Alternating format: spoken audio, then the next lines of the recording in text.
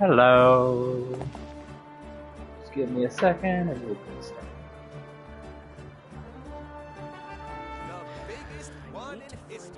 I'm probably gonna do the follower thing again, just because I didn't actually get any, so I didn't really take those. Never mind. Let them do as they please.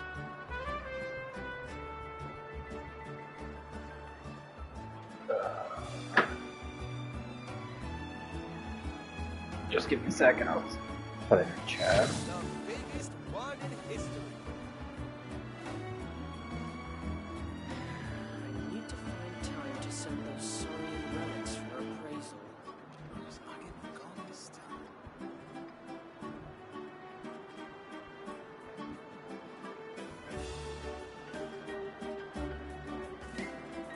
And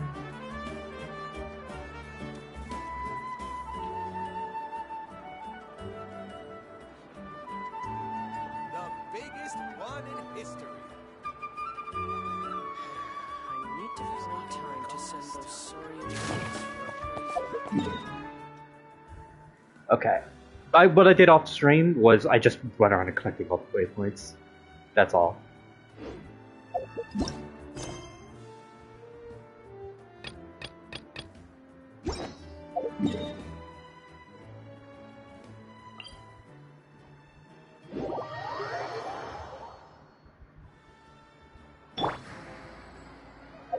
I didn't.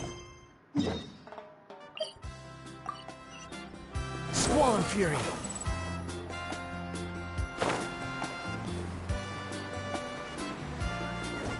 Do I have more set up? Yeah, focus is on. Behold.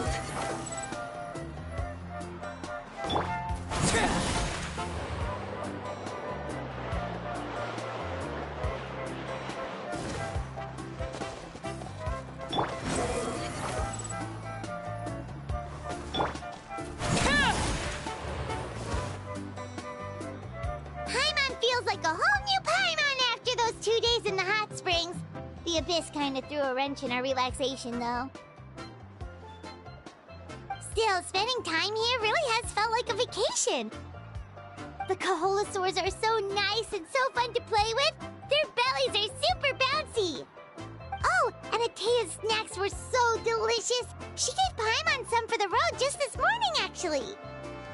Yelling at some kids who got caught throwing stones in the hot springs, so not much has changed since we first met her.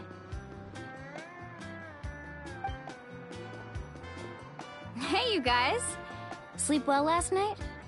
Yep, this area is so nice. Glad you like it. I was thinking of taking you guys out to do some sea fishing.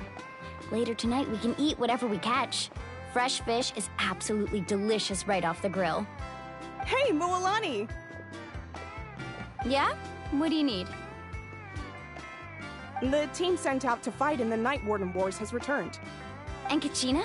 Is she back as well? Kachina fell in battle.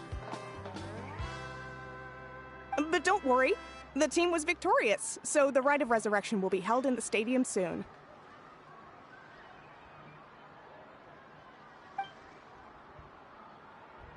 That's a relief. The Abyss is cunning, and it was her first time. Mistakes are bound to happen. Exactly. She deserves to hold her head up high. All right, thanks for letting me know. We'll head out in a bit. Jeez, she sounded a little anxious there. Had me thinking it was bad news for a moment. Mualani, you said the Abyss was cunning just now, but it seems like the Abyss just wants to destroy everything. Like, think about all those monsters that attacked your tribe. If there really was some sort of cunning plan, wouldn't it make more sense to send them to attack Kachina and her small team? Not that Paimon wants them to be in any more danger, it's just... Relax, I get it. The Abyss is difficult to understand, that's for sure. At a glance, it certainly seems like the only goal is total destruction. The Abyss isn't a living entity after all, so what capacity for logic or planning could it possibly possess? But through our long history of fighting the Abyss, we've realized things aren't quite so simple. 500 years ago, the Abyss invaded Teyvat. You know about that, right? That's right. Conria. Conria suffered greatly during that time. But so did every other nation in Teyvat. And Natlan was the worst affected of all. It took the combined efforts of the then Pyro Archon and heroes from every tribe to finally repel the Abyss. Even so, the effects of the invasion lingered for hundreds of years, only able to be reversed little by little. Our tribe's waters were contaminated. The Children of Echo's territory was overrun by dangerous sludge surging from underground. Unrelenting black winds tore across the lands of the Flower Feather clan. It was like each disaster was designed for a specific tribe. Exactly. We once thought that the Abyss's desire for destruction was a sort of primal instinct, but its methods are, in truth, marked by intelligence.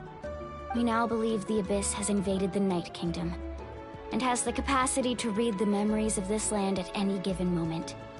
And that's how it became so dangerous and cunning. Almost like it knows you inside and out. Yes, and that's why we've been unable to fully eradicate it, even after all this time. Luckily, the problems left behind by the Abyss have been successfully addressed by the various Pyro Archons we've had over the years. Now every tribe is prospering and things are looking up. I mean, just look at what we managed to do a few days ago. We totally fought them off.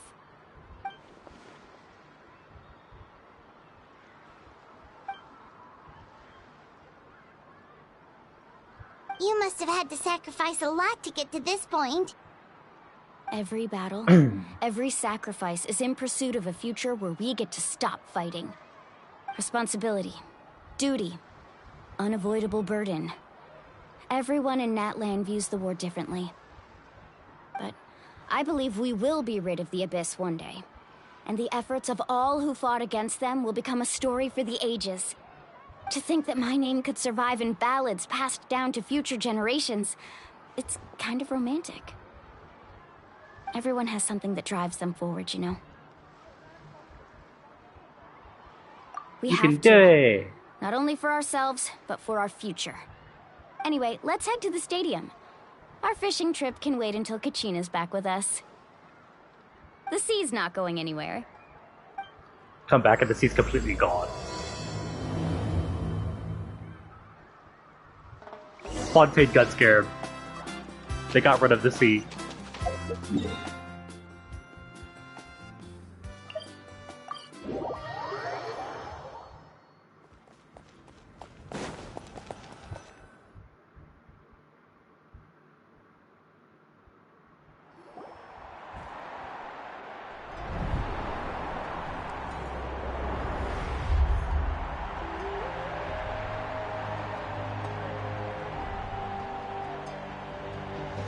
Whoa, this place is packed already.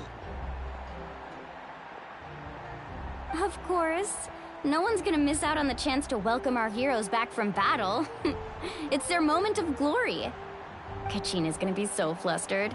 She's never had this many eyes on her before.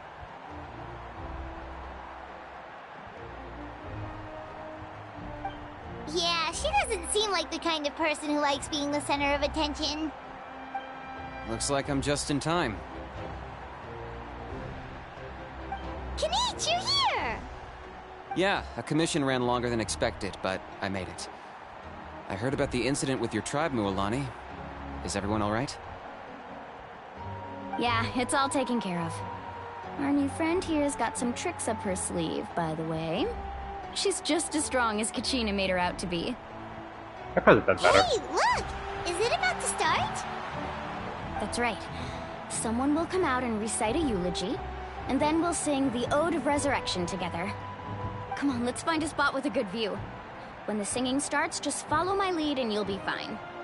Let's go somewhere higher up so Kachina can spot us.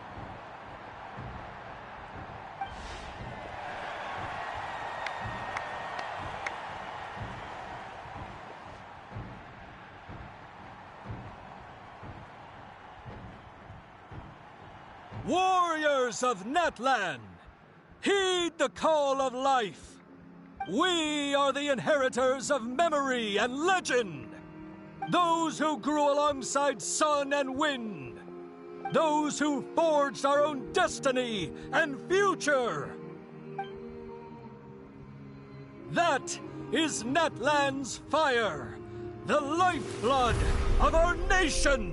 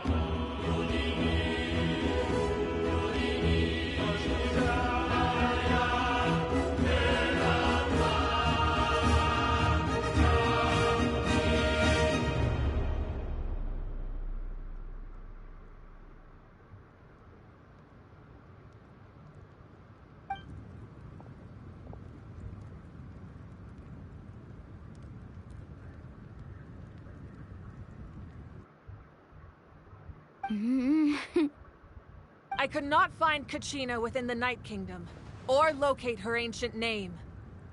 What? What does that even mean? Usually once the ode is complete, the Pyro Archon and resurrected person will emerge from the flames. But something went wrong. What's going on? This has never happened before. Well, I think it's pretty obvious. Clearly, the team sent to fight the Abyss didn't win after all. Think about it. The Ode rekindles all victors. We've witnessed it countless times. Since the Archon couldn't find Kachina in the Night Kingdom, that must mean there's more to this victory than meets the eye. Hey! You just haven't gotten over the fact that Kachina beat you in the pilgrimage! Pathetic. The both of you. Your wild guesses are misplaced. We completed our mission. Maybe you did, but who's to say whether that little girl even contributed at all? Maybe she got scared and ran off. Why would the YUB recognize someone like her, even if she was on the winning team? How dare you insult a hero of Natlan like that? Kachina sacrificed herself to repel the Abyss. She doesn't deserve to be subjected to your vile rumors when she's not even here to defend herself. Calm down, Mualani. There's no point arguing with the likes of them. I can't just sit here and let them slander her like that. To insult a hero of Natlan, the person actually has to be a hero. You... Think about it, everyone. Who do you think is really at fault here? A girl who never should have even gone to war? Or the great Pyro Archon? Why would the rules of our nation suddenly stop working? That's true. If she wasn't revived, it must mean she failed to achieve victory. Maybe the YUB interpret victory in different ways? I mean, that girl didn't look all that strong to me.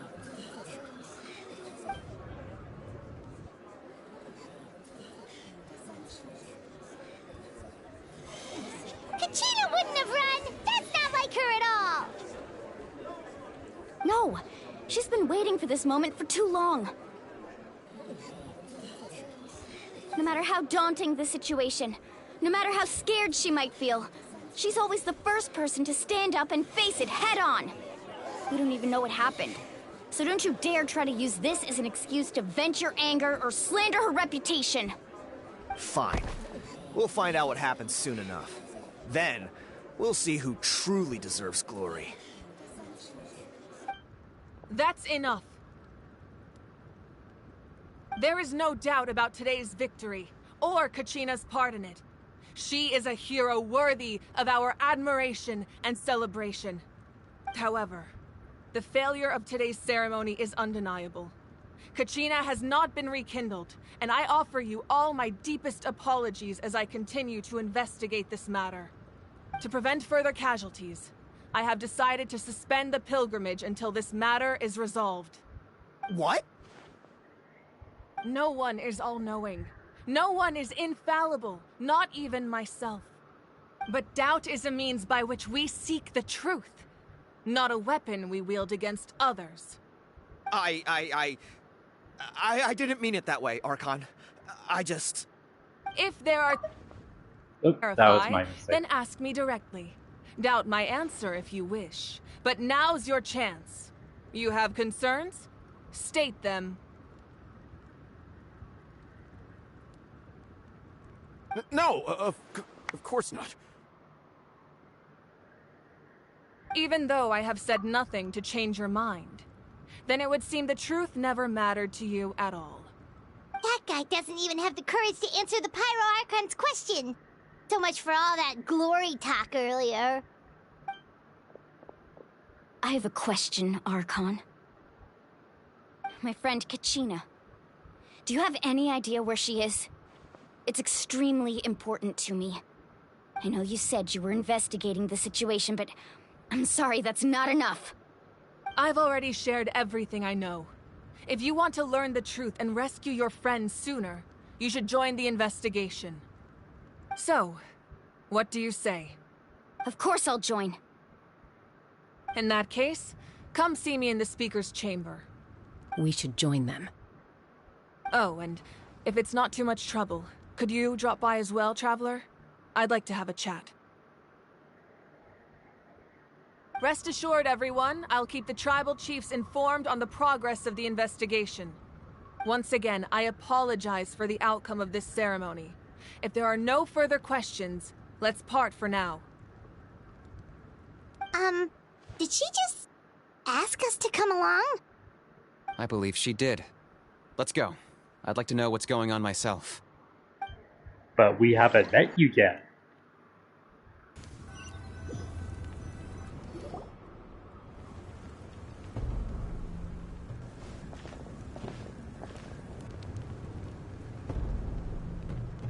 The situation is urgent, so I'll get straight to the point.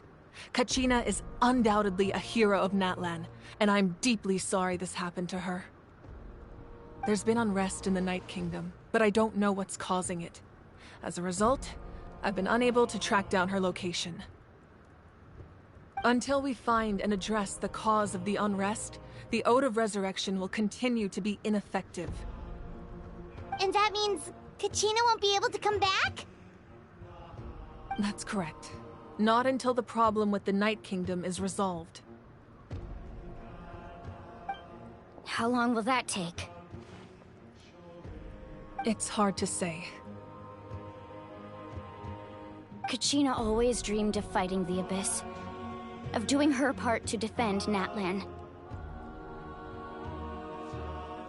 She wasn't afraid of death because she knew, if it came down to it, the Pyro Archon would be there to bring her back to life.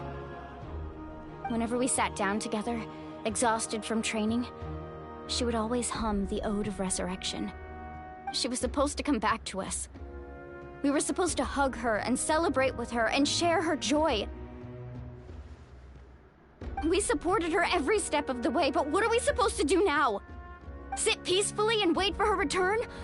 Lose ourselves in grief over her death? Tell me, are we her friends? Or her murderers? That's not fair, Mualani. It's all right. I understand your rage and your grief. Kachina's life means a great deal to me, Mualani. Believe me, I want to bring her back as soon as possible. I would give you that peace of mind if I could. But please, hear what I have to say so I can at least give you a broader picture of the issue we are now facing.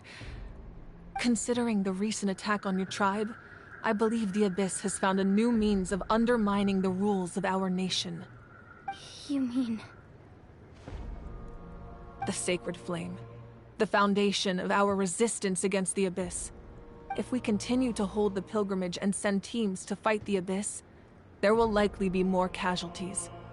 But if we stop altogether, the Sacred Flame will only grow weaker.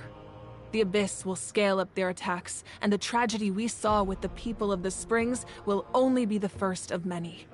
If we compare the two choices, the former seems to be the lesser of two evils. Sorry, I know that may sound harsh, but I bear the name Malipo. Weighing the costs is my duty. The raw truth can be cruel. But we need to understand it if we want to approach this rationally. But what would you say, Mualani? This is personal for you. And unlike Kanich, I dare say it's not a simple case of weighing up which course of action is less painful, is it? No. I can't choose between them, and I don't want to.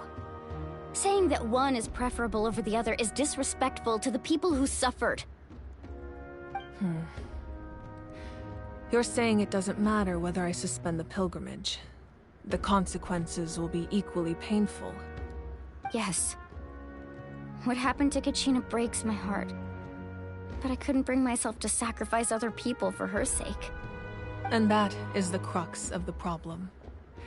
It's not simply a matter of choosing the lesser of two evils. Either way, there will be people who suffer. And the end result will be the same. Belief in the pilgrimage will waver. Once doubt has crept in, the people will no longer unite in battle against the Abyss. And that is exactly what the Abyss wants. Their ultimate goal isn't to break the rules that make the Ode of Resurrection work. It's to destroy the people's faith in them. To prevent what happened to Kachina from happening to anyone else, we need to suspend the pilgrimage. So that is my current plan. And in the meantime, I've made efforts to strengthen each tribe's defenses. Then, we have to find another way of strengthening the Sacred Flame to keep the Abyss at bay. This won't be easy. I'll need time to figure out the best approach. I understand your anger, Mualani, but I hope that provided some clarity, at least. Wow. Hyman thought things were gonna get heated for a second, but the Pyro Archon took the time to explain everything so patiently. I owe you an apology, Archon. I let myself get carried away earlier, and I'm sorry. You're right. We need to focus on finding solutions. We could always hold the pilgrimage without sending a team to fight in the Night Warden Wars. That way, we would still be able to fuel the Sacred Flame. I've considered that, but the two events have nearly always been linked. Without the chance to fight the Abyss, pilgrimage rankings lose their prestige, and competitor numbers will drop. With fewer participants, the amount of contending fire produced will decrease, and the vicious cycle will continue indefinitely. So, essentially, the Abyss is taking Kachina hostage. You've learned about the concept of ley lines during your travels, yes? The Night Kingdom is something similar. Staying there for a short period of time shouldn't have an effect on the person. But with the Abyss in the picture, it's a different story. Your sense of self will be devoured, until eventually you become one with the sea of souls. Imagine pouring a cup of water into a rushing river. You can try to scoop up another cup, but there's no chance it will be the same water you had before. I won't sugarcoat it. That is the danger Kachina is currently facing. Just like you said, Archon. Both of these problems need to be addressed. You can focus all your efforts on dealing with the Sacred Flame. I will go search for Kachina. The Abyss poses the same threat to you as it does to her. It is very possible you will not return. Knowing that, do you still choose to go? Kachina's waiting for us to rescue her. That's all that matters. I failed to protect her during our campaign, but I can make it up to her now. I choose to go as well. Traveler? What do you think? This isn't gonna be it. Understood. Then I'll support you in any way I can. I said the wrong words, but it's fine. The Masters of the Nightwind have a technique that can extract an ancient name from the ley lines. If we can find Kachina's ancient name, I can use the link between them to pinpoint her position within the Night Kingdom. Then comes the hard part. You need to visit the Night Kingdom in person and rescue her. But isn't the Night Kingdom a land of souls? Can we even go there? Under normal circumstances, only the consciousness can enter. But there is a way to go there in person. However, know that the Night Kingdom will attempt to repel you, and the Abyss certainly won't leave you be. That's fine by me. Same here. Fighting the Abyss is nothing new for me. It won't be a problem. So, Paimon's the only one who's scared? Well, if you're going, Traveler, Paimon's going too. Citlali of the Masters of the Nightwind once created an artifact that can be used to communicate with the Wyab. We call it the Spirit Speaker Stone. It was originally used as a ceremonial artifact wielded by the tribal chiefs. But that spiritual quality also means it can be used to search for an ancient name. That was the artifact I delivered to the Scions of the Canopy a few days ago. Didn't think I'd be hearing about it again so soon. Thank you so much for your help, everyone. Your thanks are unnecessary. I will offer you whatever aid I can, but your fellowship and courage are what will truly decide the success of this operation. Besides, you're the ones helping me. I can only focus on one thing at a time, after all. Traveler, I certainly didn't expect our first conversation to be so serious. I've heard all about your accomplishments. Ever since you arrived, I've been hoping to meet you and offer you Natlan's highest level of hospitality. Why? Why? Is that not what happened in the other nations you visited? It's kind of complicated. These were pretty complicated at the start. And, in the middle. But our reputation's solid nowadays. That's more like it. After all, I've heard you're someone who transcends fate. You know quite a lot about me. Perhaps even more than you can imagine. But we can talk about that some other time. Ideally, this would be the perfect night for a drink and some musical ambiance. But there are important things to be done. Oh, I almost forgot. Atea was wounded in the fight against the Abyss. She wanted us to give this to you. It embodies fond memories and my strength of will. That's what she asked us to tell you. She said you'd know what that means. I didn't think this day would come so soon. The flames of her life force. I can feel them flowing within the talisman. If things were different, the two of us could have enjoyed the hot springs together while she gave this to me in person. We're supposed to be hot spring buddies after all. But don't worry. This talisman means a great deal to me. I'll take good care of it, and once this is all over, I'll pay Atea a visit.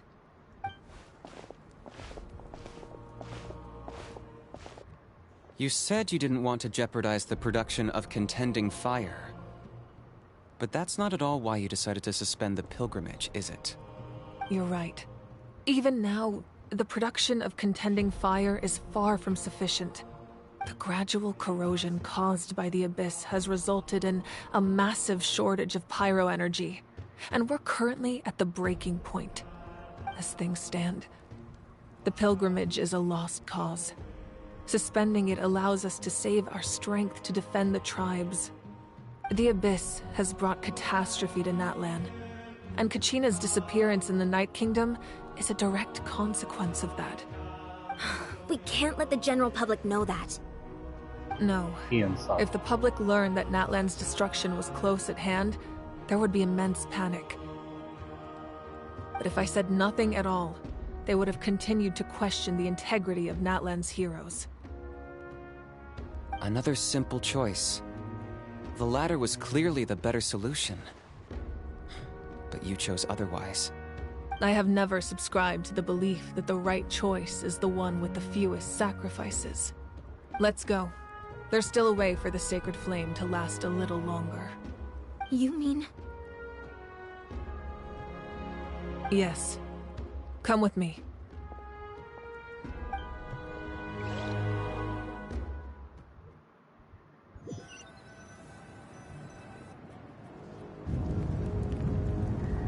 The sacred flame must never go out.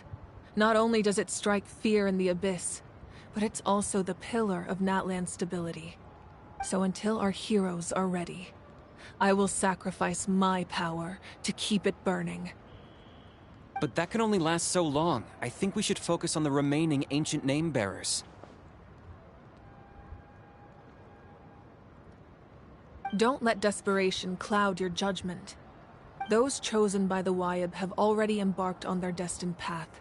It is for them to decide how that journey ends, not us.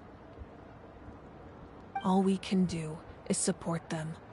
Even so, for you to make this sacrifice, it's not right. If not me, then who? No other is capable of sustaining the sacred flame.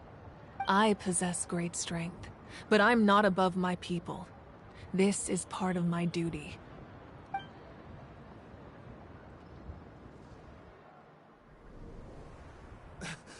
Archon, it's the Fatui!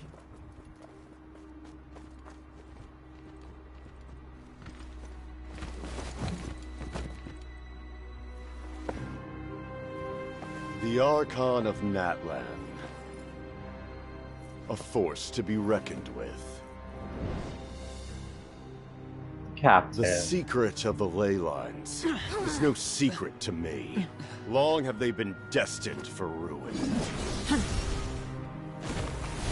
And since the oath made 5 centuries ago remains unfulfilled, what use is the Gnosis in your hands? I don't know what you mean. But it sounds like this is about more than the Tsaritsa. In times of crisis, someone must pick up the mantle of salvation. Your plan has reached an impasse, and now it falls to me to create new rules for Natlan. But before the dawn of a new age, the old must be destroyed.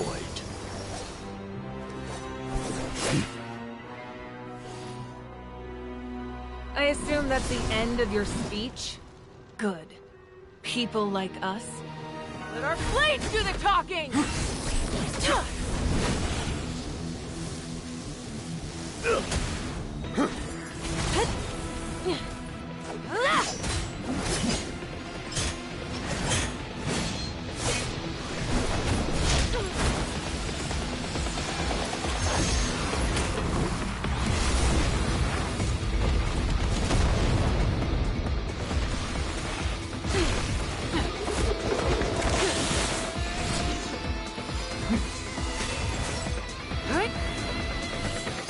Yeah.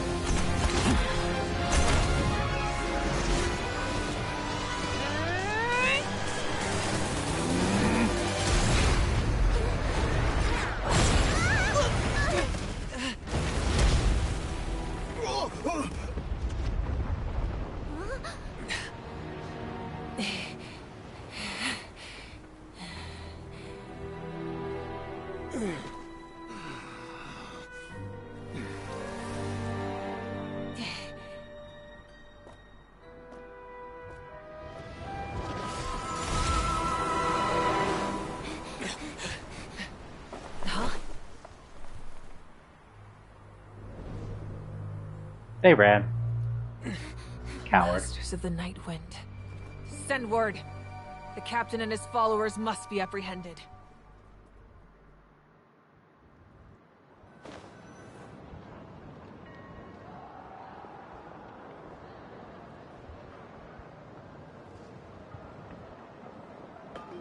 Are you alright, Archon? He was a formidable opponent. Exactly what I would expect from the first of the Fatui Harbingers. I never imagined someone could match you in combat. If the Tsaritsa sent him here, why would he bring up what happened 5 centuries ago? Yeah. And how much does he know about Natlan? The Harbingers are all driven by their own personal goals. The only purpose that unites them is collecting the Gnosis. But I'm sure the captain has his own reasons for being here as well. Whatever his motive, we should shift our focus to the Fatui. If they attack again, and we're not prepared, we're done for. No, we're running out of time. The wound I inflicted should hold him back and weaken him for the time being. Besides, I'm sure you noticed, the power that came to his rescue just now came from the Masters of the Night Wind. In other words, there are traitors among us. Not necessarily. This could prove to be a very valuable turn of events. When we exchanged final blows, I sensed an unusual presence within him. I'll need to investigate further. Kenichi, go to the Masters of the Night Wind and look into who could have aided the captain. Speak to Citlali. She should know. Of course, I'll head out right now. Do you still intend to... Yes, but fear not.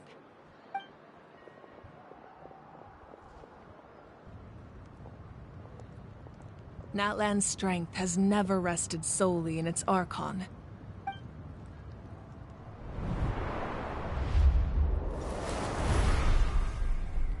Together we foresaw the only path that leads to our nation's future. We must trust in that vision now.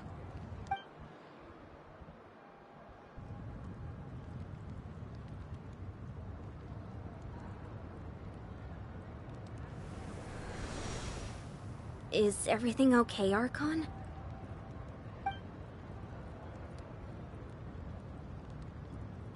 Completely fine. Just lamenting the fact that I never got a picture when I could still turn my hair into flames. Too late now. I just hope the others have a safe journey.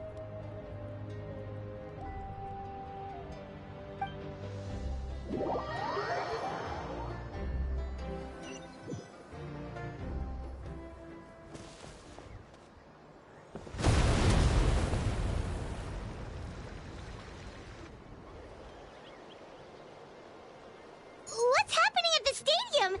Did something explode? It feels like the Archon unleashed her power. She must be fighting a formidable opponent. Should we go back and check what's going on?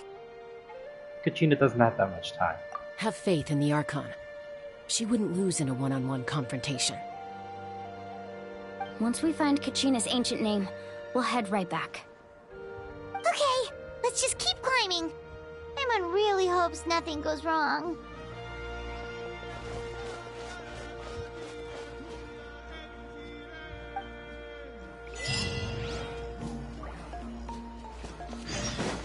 And I saw that.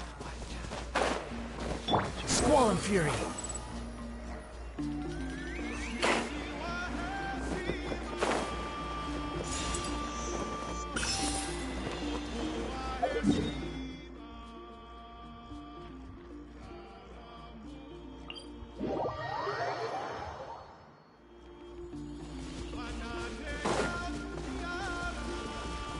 The wind rises.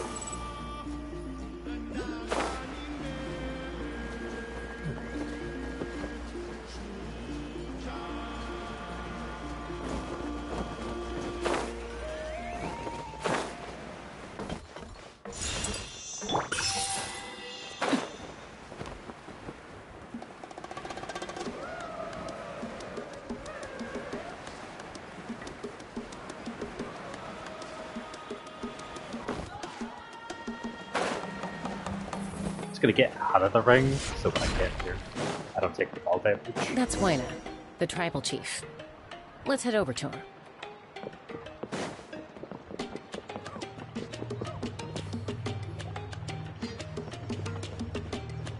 Chaska. Nice to see you again, Wina. I'm afraid we don't have time for pleasantries, so I'll get right to it. We're here for the Spirit Speaker Stone. Whoa, hold on a second. At least tell me why you need it first. My friend Kachina is trapped within the Night Kingdom. We need the stone to find her ancient name and rescue her. Rescue her? From the Night Kingdom? That's right. I'm sorry, but someone needs to tell you what you don't want to hear. Going there, a mature warrior would never make such a foolish decision.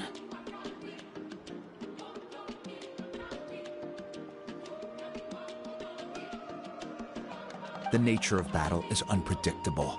You never know how it's going to end. Losing a friend is tragic, but when that happens, the best thing you can do is focus on how to prevent further casualties. I appreciate what you're trying to say, Chief Wina. But if the price of maturity is abandoning a friend in need, I'll choose foolishness any day. If Kachina's still holding on, then so will I. I thought you might say that. Is something wrong, Wina? This doesn't seem like you. Life isn't complete without taking risks.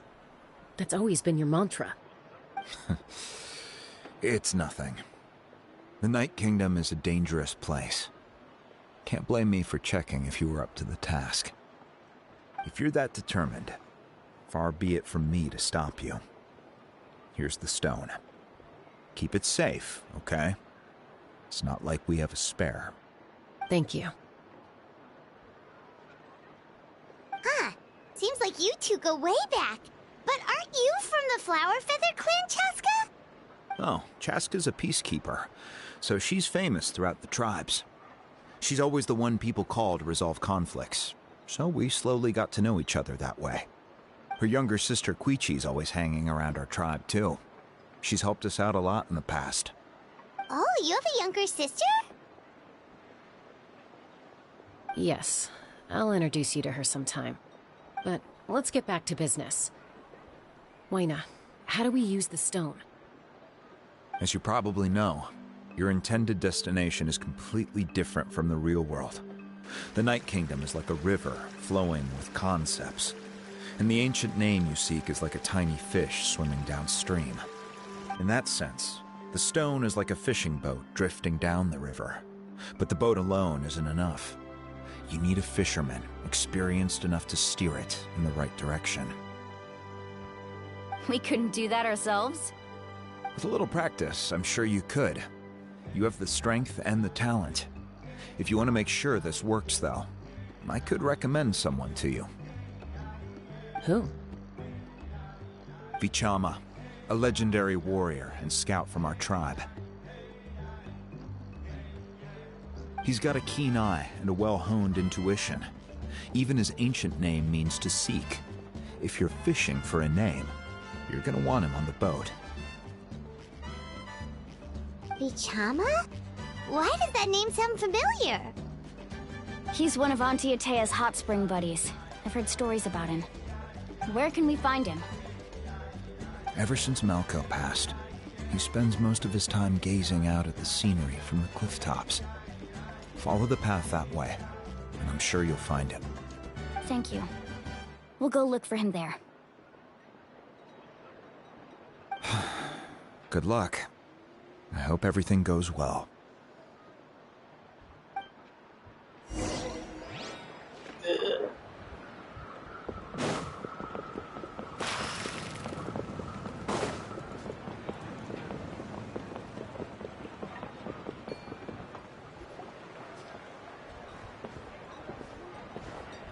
Someone admiring the scenery from the cliff tops. Ah! That must be him! Hello there, are you Vichama? That's me. Did you need something?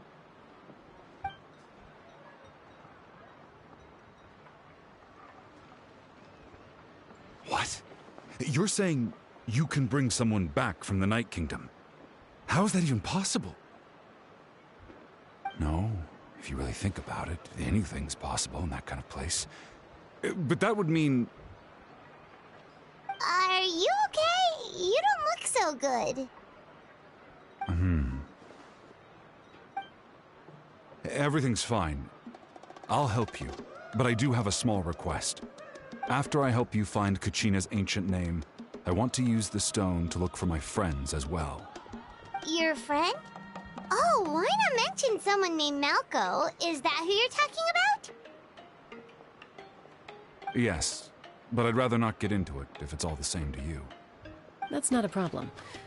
We agree to your request. Yeah. Since you're helping us find Kachina's ancient name, it's only right that we return the favor. Then we're agreed. Can I have a look at the stone?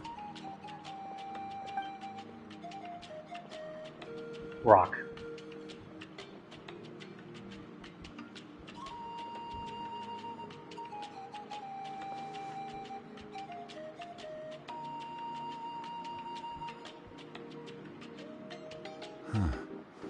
I see. From what I can tell, it functions almost like an abyssal pylon. Both connect the Night Kingdom to the living world. Once the connection is established, the abyss will come surging through the opening like a predator honing in on the scent of blood. So we have to be sure not to use it in a tribal settlement. Wow, you got all that just from looking at it? I just picked up on the basics, really. I still have no idea why it works. You said someone named Lali invented this. They must be a genius. I'll go find an open area and start setting things up.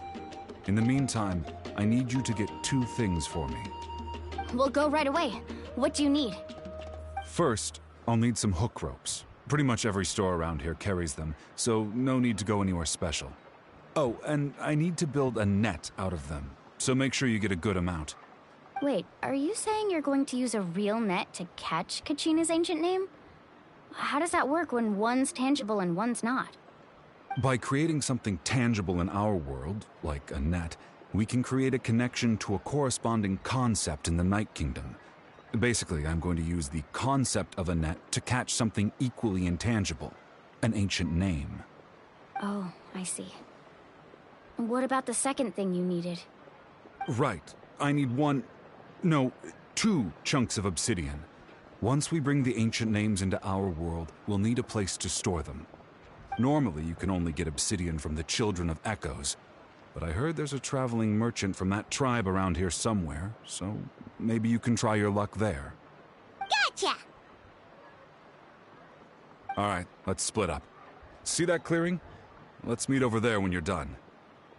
Oh, and you can send someone with me if you want. In case you're worried I might take the stone for myself. What do you think, Chaska? There's no need. Lena spoke highly of you. That means you're trustworthy. I appreciate it, even though that doesn't mean much to me anymore. Anyway, it'll take some time to set everything up, so no need to rush. I'll see you in a bit.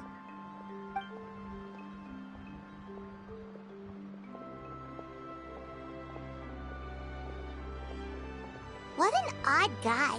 He seems so defeated, but also really invested in the stone at the same time. I don't have any more insight than you, Paimon. Let's just focus on the preparations for now. Hang on, Kachina. We're coming for you. Give me a sec, I need to go to the washroom.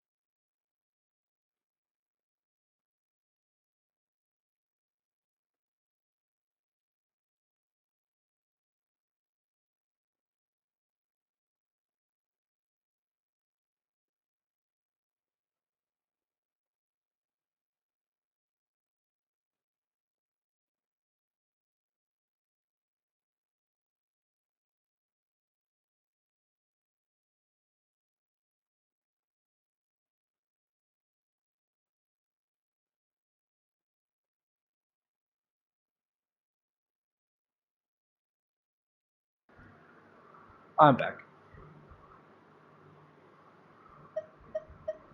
Stare.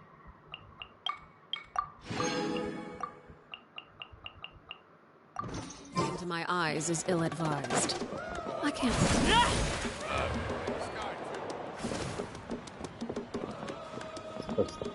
Down.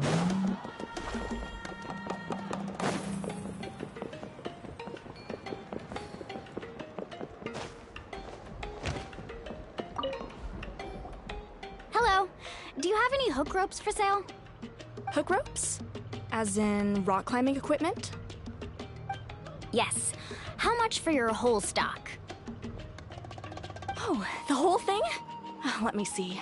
That would be 30,000 mora in total. Deal? Deal. Wait, really? What, you want me to drive down the price? We just need these as fast as possible. Thanks. Oh, no problem at all. I'll even pass along some information on the house. These ropes are usually used by rock climbing enthusiasts. If you want to learn, Roka's the person you want to ask. All right, that's everything. Here you go. Now we need the obsidian. Let's go talk to the traveling merchant Vichama mentioned.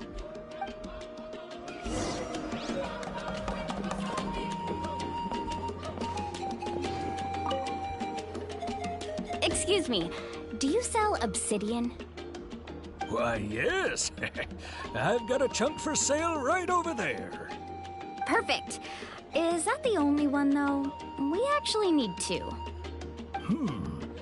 That might be tough.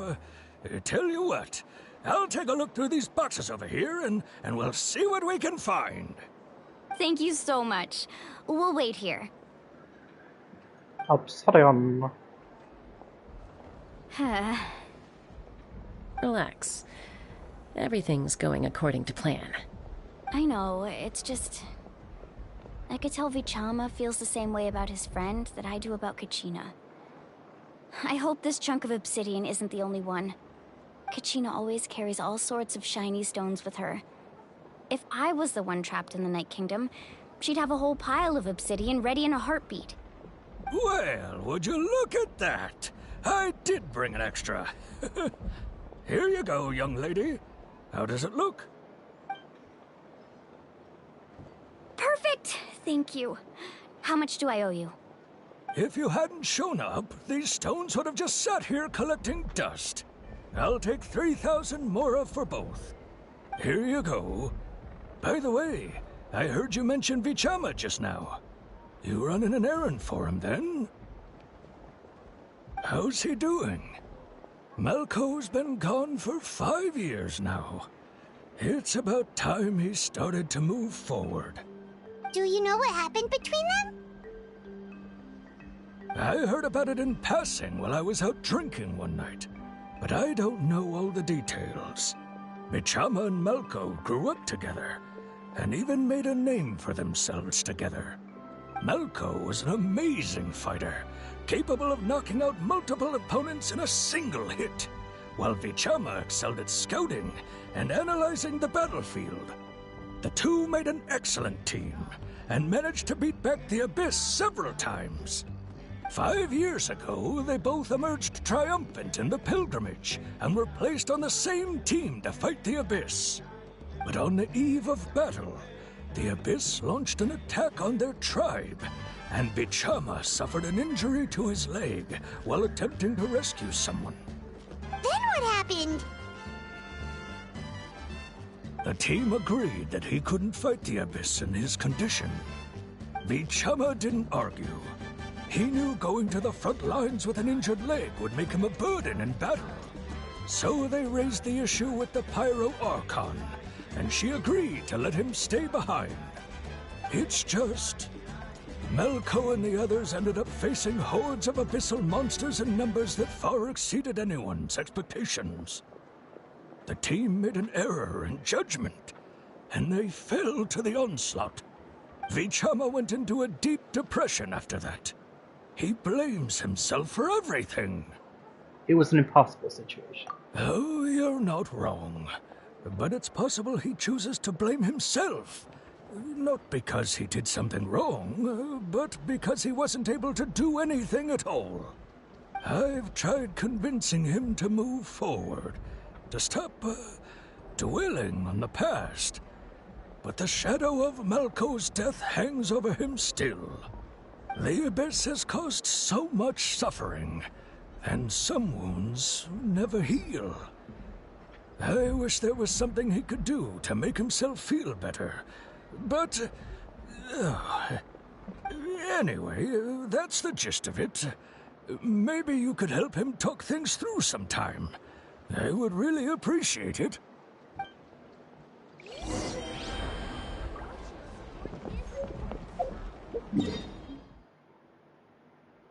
Okay. It's probably this one I should go to, because that one looks like it's actually on the ish. Squall and Fury!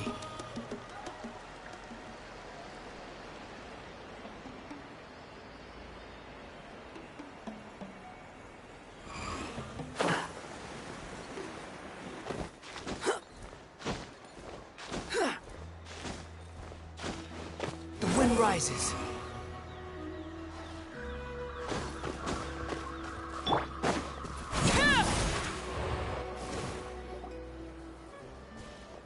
Did you get everything? Yep, it's all here. When do we start? I've made all the necessary adjustments, so we're good to go. As agreed, I'll help you find Kachina's ancient name, and then you return the favor. Go ahead. Are you seeking for a friend's ancient name? Yes. After Malco fell, I scoured the battlefield to see what happened. It turned out he wasn't bested by some impossibly powerful foe. He was dragged to his grave by the sheer number of enemies. If I had been there, I would have been able to sense the danger. I could have warned them not to advance. I've always blamed myself for what happened. But when you told me about Kachina, I realized there's a chance Malco might also be alive, fighting for survival in the Night Kingdom. But that happened several years ago, right? The Pyro Archon said all life within the Night Kingdom eventually becomes one with the Sea of Souls. There might not be much hope, but I still have to try. Malco and I promised each other, even if we never managed to root out the Abyss for good, we would fight together until the end. All right, let's get to it. I'll start searching for the conceptualized version of Kachina's ancient name. If you see any fragments scattered around the area, please collect them.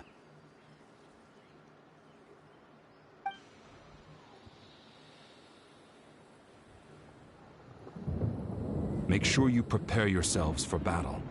As I said, the stone will link the mortal realm to the Night Kingdom. The Abyss will likely emerge in response. Look at that golden thing. It must be one of those fragments Vichama mentioned. Let's get closer.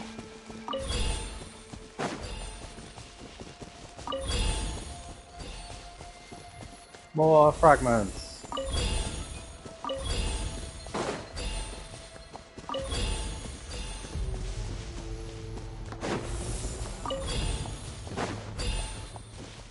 Whoa, monsters incoming! Watch out, everyone!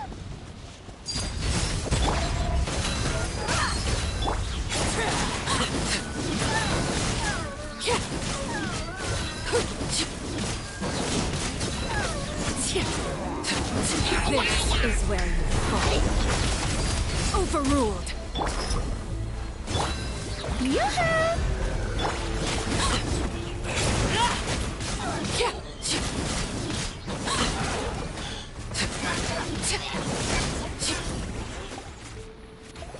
How much longer, Vichama?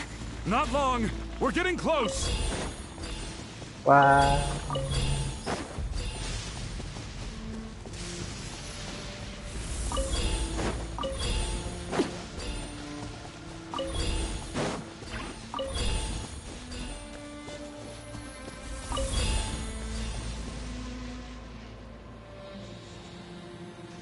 Vichama!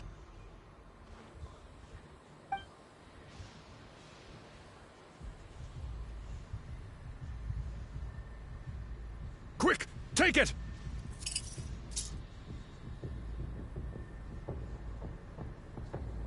I found Kachina's ancient name. Hang in there, Malko. Just a little longer. Something's not right. The power of the Abyss is getting stronger. The Abyss is corroding his body. Vichama, you can't keep going. You'll die. I should have died 5 years ago. I just need a little more time. Please, I'm almost there. Understood. All based. Thank you.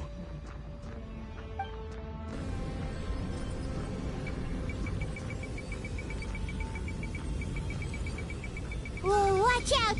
The power of the Abyss is strong.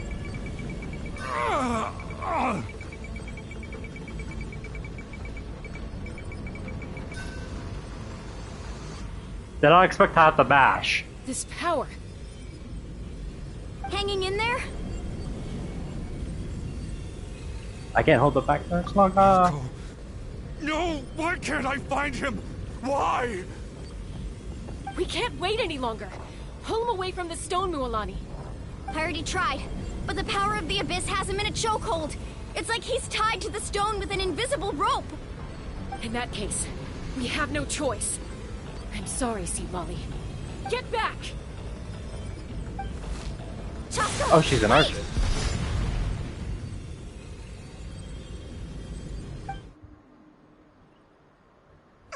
Ouch! What happened just now? It looked like the Spirit Speaker's stone was... The stone's power was spiraling out of control. The only way to stop it was to destroy it. You were all caught in the shockwave of the explosion. You might feel dizzy for a while, but that's normal. give us a heads up next time, will you? You're lucky we managed to dodge it in time. I thought I said to get back. Yeah, barely a second before you made it go poof. Not everyone has your reflexes, Chaska. We were this close to getting dragged into the explosion. Okay. I'll be more careful next time. At least Kachina's ancient name is still in one piece. Wait, where's Vichama? Vichama! Vichama! I couldn't find Malko's ancient name. It must be completely gone by now. Once your ancient name disappears, there's no coming back. From the very beginning, I knew there was a slim chance, but still. And now... it's too late to save him. From the minute he left that day, it was already too late. Vichama. I'm sure he's heard enough condolences over the years. Let's just give him some space. Huh? What's that in your hands, Vichama? It looks like something's glowing! Huh? This is...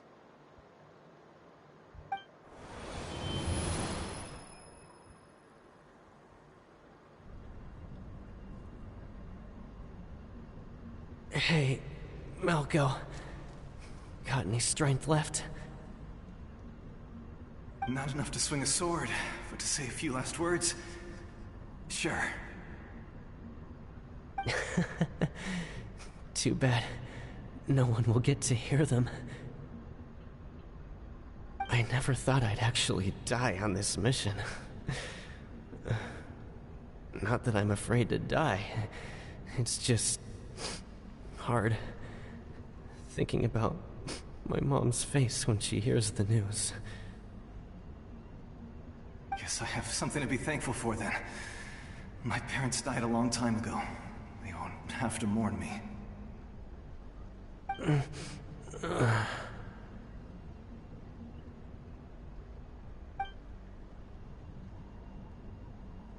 Pisak! Always had to beat me at everything, didn't you? Right to the end, you were never one for goodbyes. Maybe you're right. Maybe no one will get to hear our last words. But just in case... Vichama, I'm so glad you didn't come with us. Don't be sad. Just keep on living. For the both of us.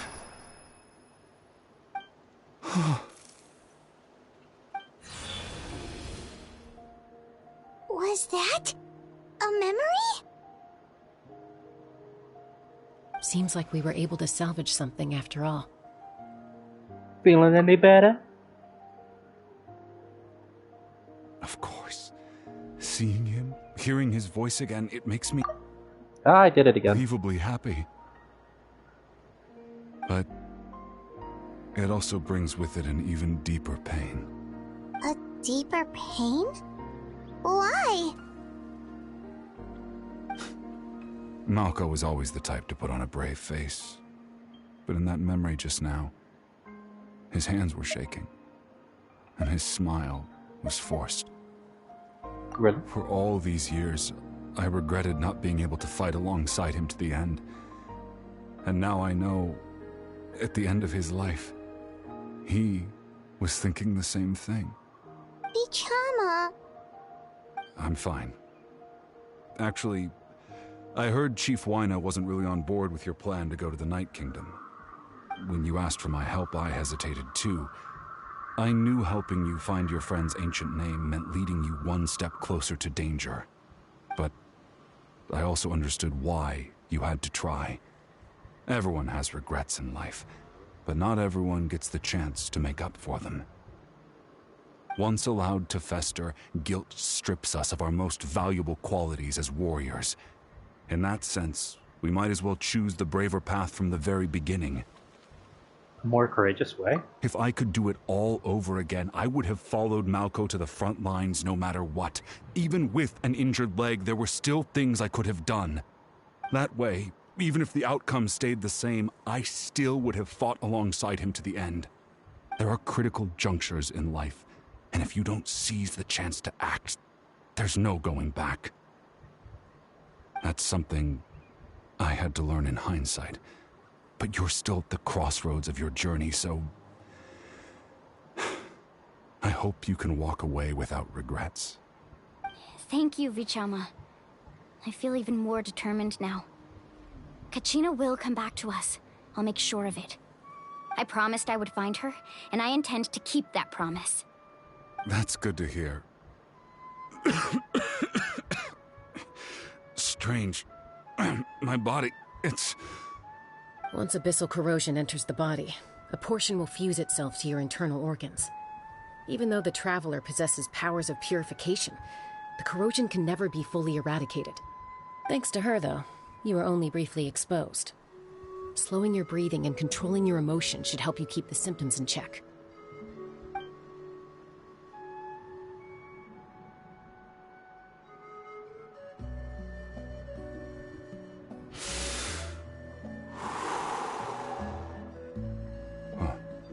That does make me feel better. You seem very knowledgeable about all this. Just speaking from experience, that's all. Anyway, we've recovered Kachina's ancient name, so we're off to a great start. Let's get Vichama back to his tribe and tell Wyna the good news. And apologize for destroying the Spirit Speaker Stone. We had no choice, though, so he'll probably understand. Right?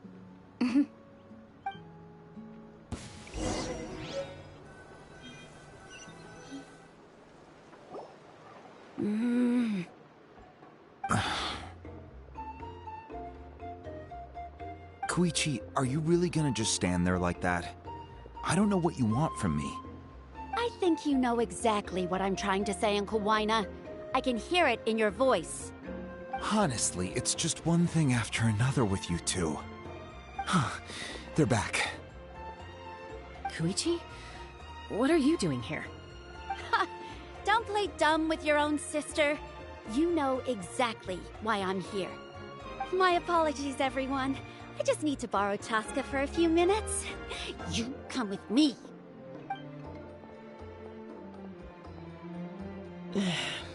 I'll be just a moment. Who was that?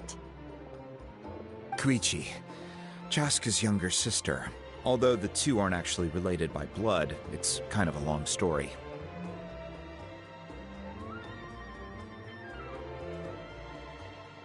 Hey, Vegeta comes up. Her sister now. It's not really my story to tell, but I guess it's not a secret. You see, Chaska was actually raised by cuckoo sores. She was afflicted with a rare disease when she was a child and abandoned in the wild as a result. The Abyss found her out there, all on her own, and tried to devour her. But in the end, all that did was trigger her will to live. That strength of will pushed her to survive. But it also planted a seed of conflict within her. Eventually, she was adopted by the cuckoo sores. Wherever they went, she followed, getting into fights right and left. For some reason, Paimon can totally imagine that. Well, when Chaska finally returned to human society, it was Koichi's parents who adopted her. At the time, Chaska still had a habit of getting into fights, so Koichi was always taking her around, apologizing to everyone. Ah, I remember those days.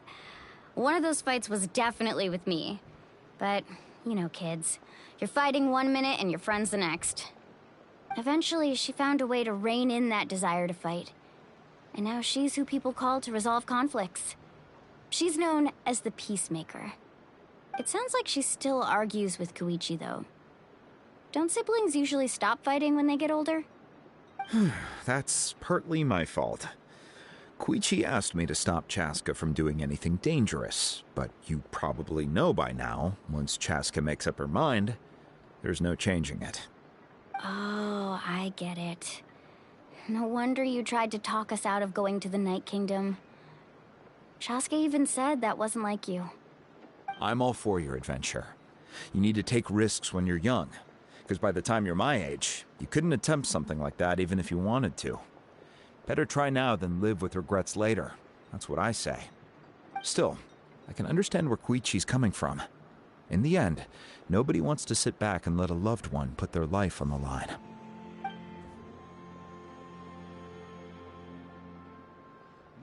All right, it's just the two of us now. You have 1 minute to explain yourself. I don't have anything to say.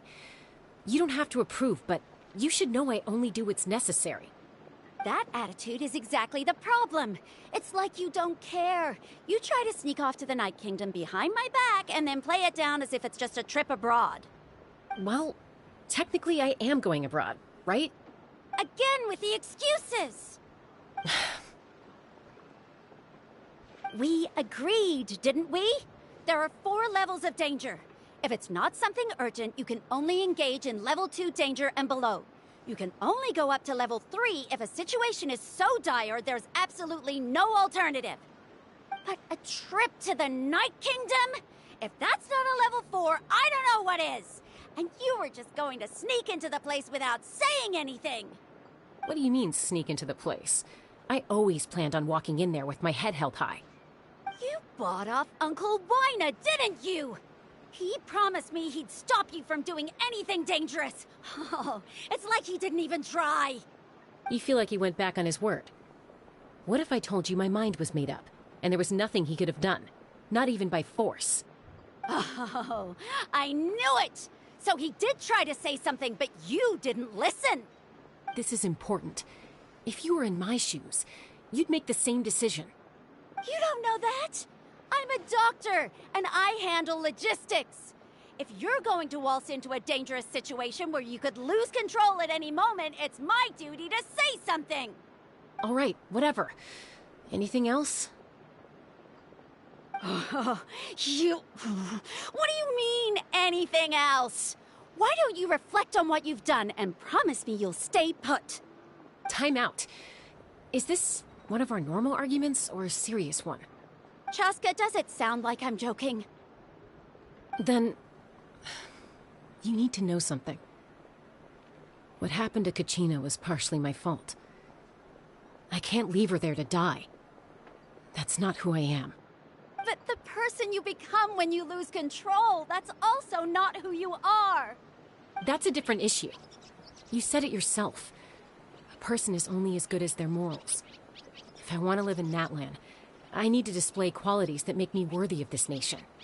I've also told you that managing your condition is equally important. Sometimes you have to make sacrifices. All right, let's stop this here. If we keep going, I might actually have to get serious. And I think Wyna prefers his roof attached to his house. Is that a threat? That sounds like a threat to me. Koichi! Younger sisters are supposed to listen to their elders. So, you're really going to go, no matter what I say? I'm supposed to be your sister. Then support me. I'll be back. All you have to do is wait. Chaska. So, that's it. Why'd you have to turn out to be so darn annoying?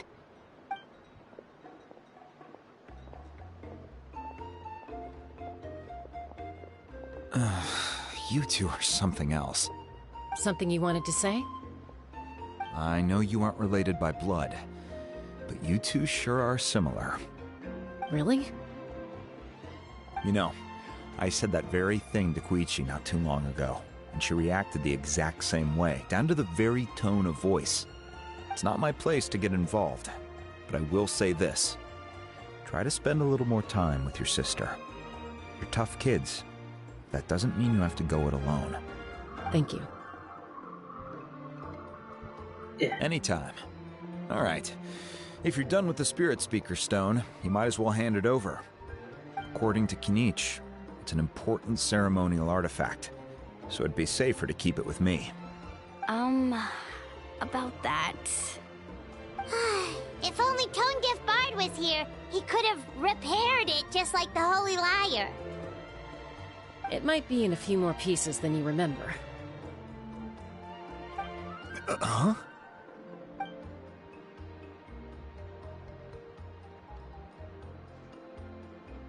I see. Sounds like it was an urgent situation. If someone's life was on the line, then you had no choice. Still, Citlali's going to be a nightmare to deal with now that you've broken her stuff. I'll explain everything to her later. Stay safe out there in the Night Kingdom, okay? I'll wait here for your safe return.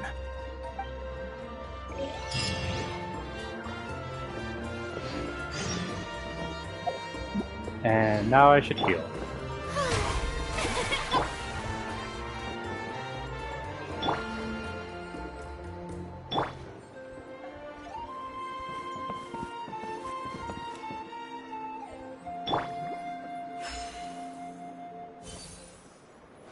Need a letter sent? I can help.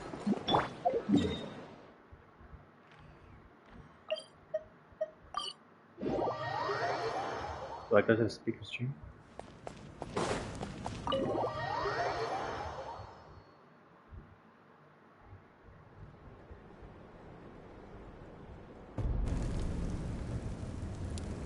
We're back! We found Kachina's ancient name, too! What happened at the Well, stadium? it's fairly complicated. Let me give you the condensed version. The Fatui again? We can't go anywhere without them causing trouble. But what if the Fatui finds out you've lost your power? Won't they try to take advantage of the situation? That's why it has to be our little secret. No one else can know, or we're asking for trouble. Look, I wish I could offer you some sort of consolation, but I won't lie to you.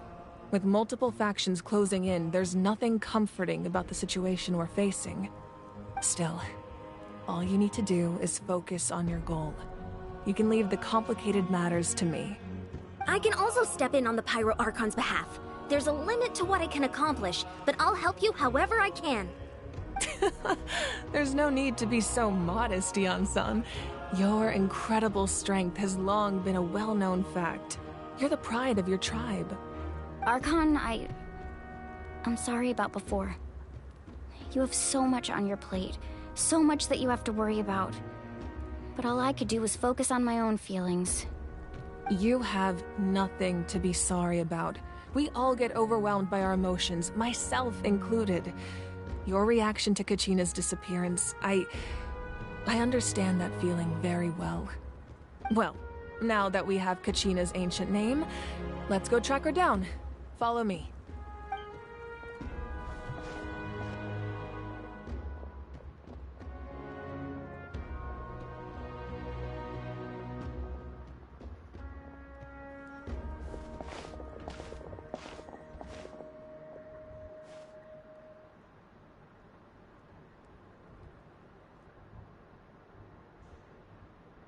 What is this place? Hey, isn't that Atea's talisman? Good eye. This is where I store all the various mementos I've collected. Whoa. I've never seen this place before. There's so many things in here.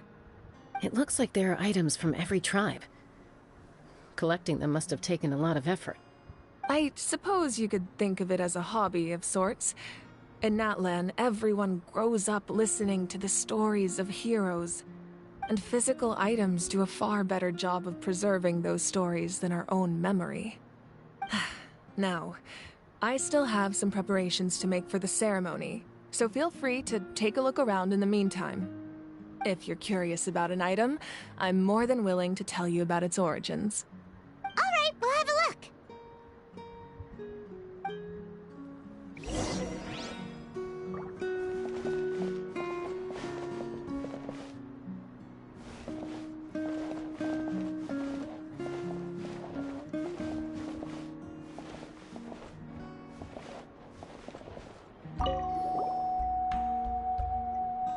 There are so many jars and potions around here.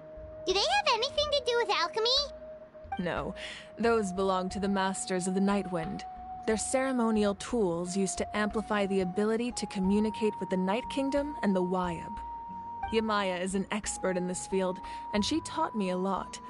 Even though she appears stoic and serious, she actually has a keen sense of humor. The tools you see here are quite traditional. Her students found them outdated, so she passed them on to me. The contents of the jars aren't all that special. Oh, except the big jar in the middle. That's what she really wanted to give me. Ooh, must be something really cool. What's inside? Grape juice.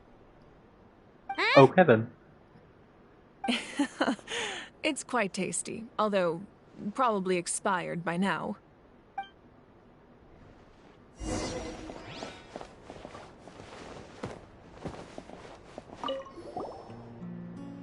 This is Atea's talisman.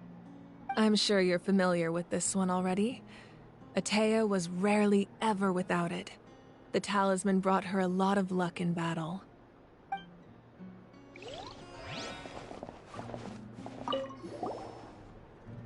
Hey, there's a fishing rod here. It must have belonged to the people of the springs. That's right. It belongs to a legendary fisherman named Matavaru. I have his entire set of fishing equipment, actually. He and I met in a tavern. He told me about a particular kind of giant fish and his meticulous plan to catch it. In his eyes, I saw a hunger and a strong fighting spirit. To him, the sea was the battlefield upon which he staked his honor. So, did he do it? The next time I saw him, he was covered in scars. It turned out the fish he sought had been corroded by the abyss. He managed to kill the fish, but sustained a serious injury in the process, which meant he could never go deep-sea fishing again. Can a fisherman claim victory if he fails to bring back his catch? That's what he asked me in the end. Well, Paimon thinks he won. That was my answer as well. The experience was far more valuable than the prize itself. In the end, he didn't want his tools to go to waste, so he gave them to me. Wait, that means you also know how to fish. Maybe we can go head-to-head sometime. Fish.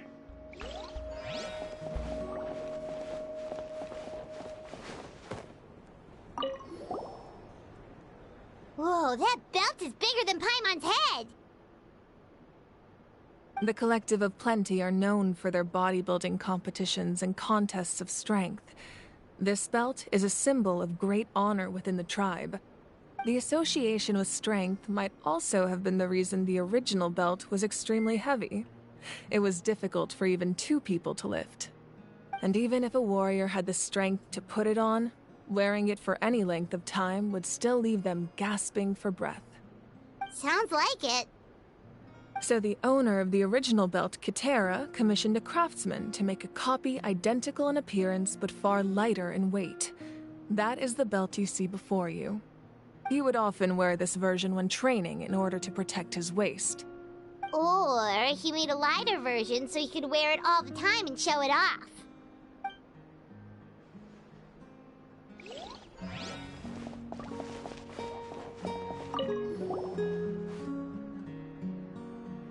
The powder still needs some time to settle, so let's wait a little longer.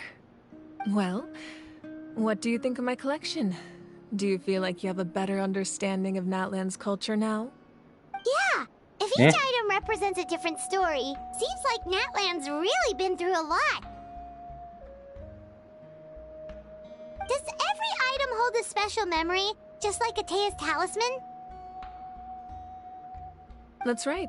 The items in my collection actually serve a similar purpose to the ancient names passed down among the tribes. They demonstrate the true shape of time. The shape of time? Most people perceive time as a linear concept, almost like a straight line that can only move forward. We cannot change the past or predict the future. But there's also a different theory, one that I believe to be closer to the truth. Namely, that the past, present, and future all exist at once. At once? Paimon's not sure she understands. Let's say your journey ended right now. Thinking back on your experience in each nation, which one would you say was the most important? I'd have to say all of them. Exactly. Even at the end of your journey, the things you experienced along the way don't cease to exist. They become part of who you are. Take out a portion of that journey, and you would likely make very different decisions, and eventually arrive at a very different destination. The future is the same way. It exists even though it has yet to come to pass. We just lack the means to perceive it. That's funny, because they gave you the ability to skip the story until Natlan. So... Of course, there are those with the power to foresee the future. They simply call it by a different name. Fate.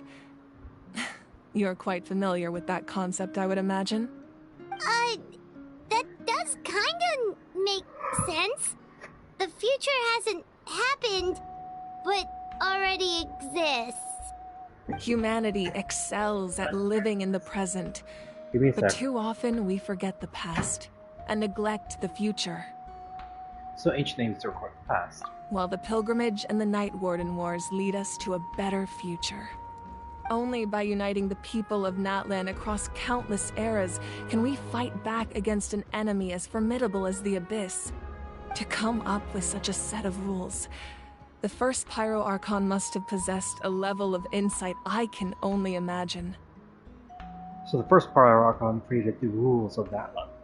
That's correct. At first, he was a mortal man with no special power. After he ascended to the Divine Throne, he used it to borrow power from the heavens and establish the rules of Natlan. Namely, a framework through which ordinary people can ascend to Archonhood. By holding the pilgrimage, we're able to determine the strongest among us. And when that person ascends to the Divine Throne, their inner flame will awaken. In addition, the sacred flame will grant them significant knowledge and memory of this land. After all, that's how I came to know everything I just told you. So, it all comes down to the power of the Divine Throne and the rules. Wait, is that a family portrait? Yes, that's my mother, father, younger sister, and the little saurians we raised. I turned a piece of my dad's leather armor into a canvas and commissioned a famous artist to paint our likeness. Your sister is so cute! It looks like the two of you are really close. Paimon was having a hard time thinking of an Archon as an ordinary person, but seeing this portrait, it kind of makes sense now. It really doesn't look like there was anything special about you before. Oh, wait, is Paimon allowed to say that? A little late for that question, don't you think? Sorry! Paimon's so sorry! Paimon's mouth works faster than her brain sometimes. It's alright. I'd never get upset over something like that. No matter what others may say, my past is a precious part of my identity. I'm forever proud of the life I used to lead. Becoming the Archon doesn't mean you sever ties with your family. The position just comes with a lot of responsibilities, so it impacts how often you get to see them. My father made the most delicious stew, so my sister would often bring me a large pot of his cooking, and he would sit on a blanket and eat it together. One time, we didn't close the door securely, and the Saurians you were raising ran into the room and knocked over the entire pot. My sister immediately burst into tears. The two troublemakers were going for the meat, but when they saw my sister's distress, they froze on the spot. I still remember the way they laid there, sulking like a pair of children, even after making such a mess. It was frustrating, but in the end, all I could do was comfort my sister and move on. Wow. You forgave them just like that? Isn't that what being a family is all about? I think about that story a lot, actually. As the Archon, I made a vow to defend this nation, and experiences like that, they remind me exactly what I'm trying to protect. Well, what happened after that? This portrait looks pretty old. Your sister must be all grown up by now, right? I believe she ended up working as an architect and artist. She built many houses and crafted many beautiful works of art. All past Anyway, tense. that's enough about me. Now that the powder is settled, we can begin. Ian-san, Mulani, Chaska, over here, please. Place the ancient name up there, and then we'll begin.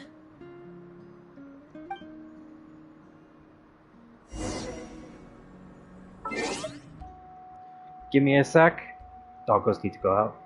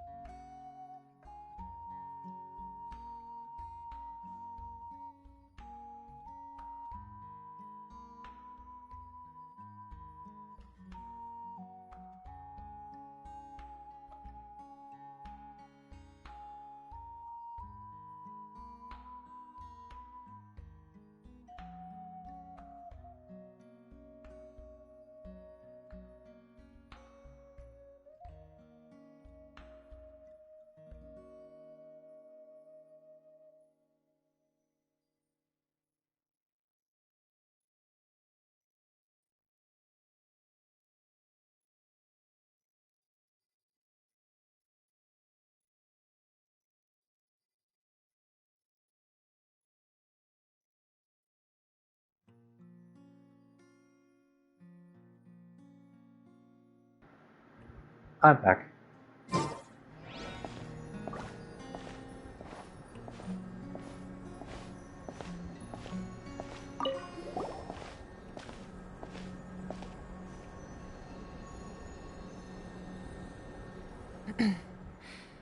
Surely as the echoes of life resound through heaven and earth, so too shall our stories remain eternal.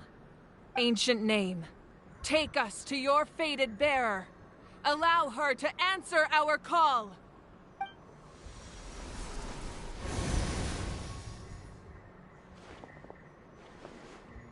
Am I hallucinating again? Kachina, are you okay? Huh? I'm not seeing things, am I? Is the Abyss playing tricks on me again?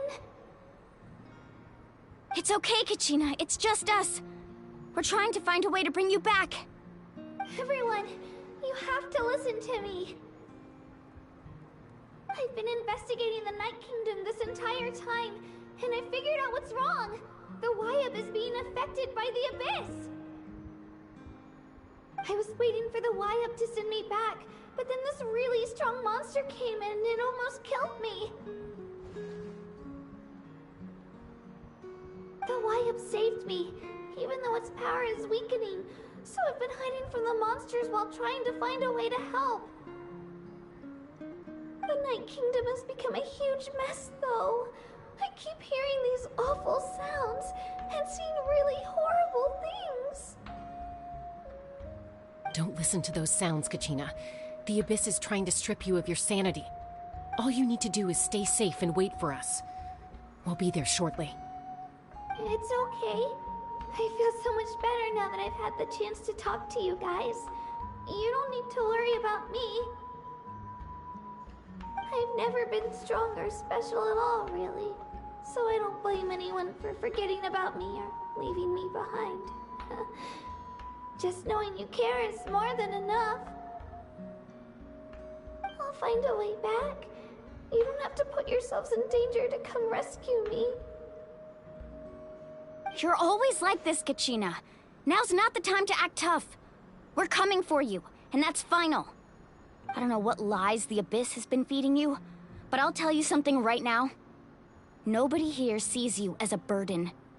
You're a victor of the Night Warden Wars, a hero of Natlan. All you need to do is wait for us to rescue you, and you'll get all the applause and recognition you deserve.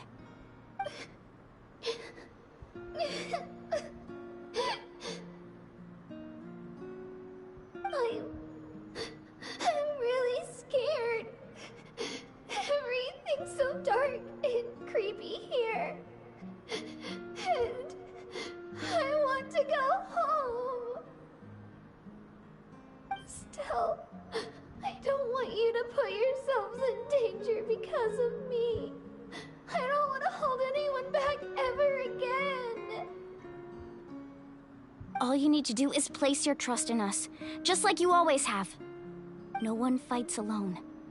We're not leaving you behind. Not ever. Yeah, we're so close, we can't call it quits now! Thank you. Be careful. Looks like we've lost contact. Now comes the most dangerous part. You have to traverse the Night Kingdom in your physical form. This entrance to the Night Kingdom was left behind after an abyssal invasion. Even a brief amount of time inside could expose you to corrosion. I know. I'm prepared for that possibility. All right. Then I wish you all the best. I'll tell Koichi to be ready just in case. She's very experienced in dealing with abyssal corruption. That face you just made. Don't tell me you two got into another argument. No, I just feel bad for creating more work for her. I'll go with them too, Archon. The more people, the stronger the party. Thank you so much for your help, everyone. It really means a lot that you're willing to brave these dangers with me. There's no time to lose, so let's get going. Now that I've lost my power, I won't be able to provide much practical support. But I can still keep an eye on the situation from here.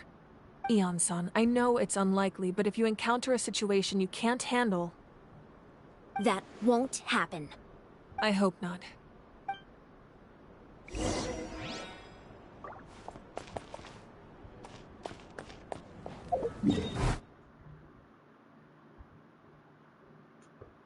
This is the closest.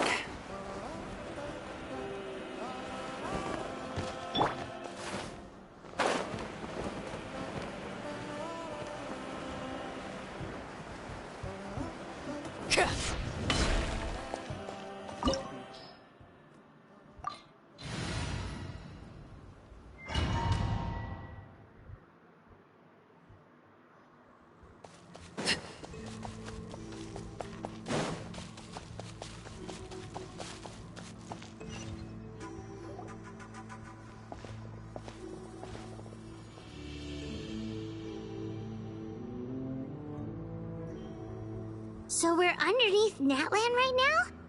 It looks nothing like Paimon was imagining. That's because in the distant past, Natlan was home to an incredibly advanced civilization ruled by dragons. Humans only established their own society after the fall of the dragons. So these are Saurian ruins? I don't think she's talking about the Saurians. Wait, you mean like the elemental sovereigns? They had their own advanced civilization? Yes, a really long time ago. Very few records have survived until now, so no one really knows what the devices here are for. These ruins have been abandoned for a long time, but with the recent increase in Abyss activity, the installations around here have somehow been activated again. So what you're saying is, we're not in for an easy trip to the Night Kingdom. No. It's going to be obstacle after obstacle from here on out.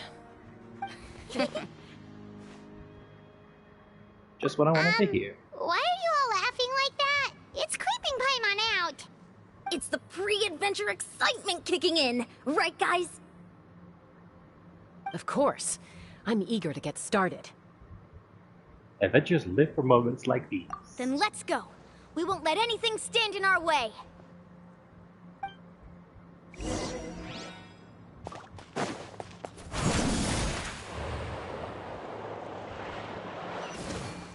Seems like the road ends here. How should we get across? As a professional trainer, I think you could stand to build up your endurance, Paimon. Professional trainer? Paimon thought you were a warrior from the Collective of Planning. Well, that goes without saying. But I actually work as a sports coach. I provide professional guidance for many of Natlan's popular sports. And I don't just mean physical training. Those guys look familiar. We've fought them before. Let's go. Show no mercy.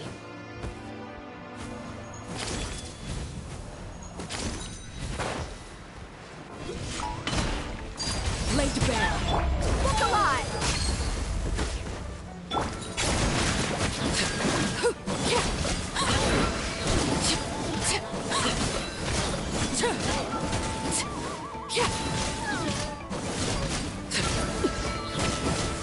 Transfixed.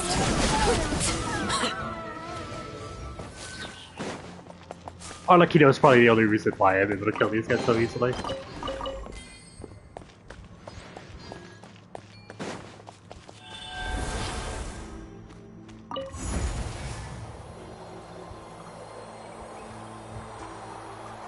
Whoa, the place we need to go seems really high up.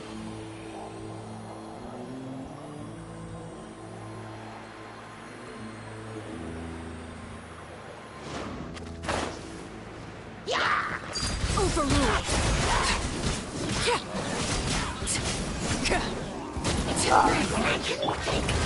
Let the world collide!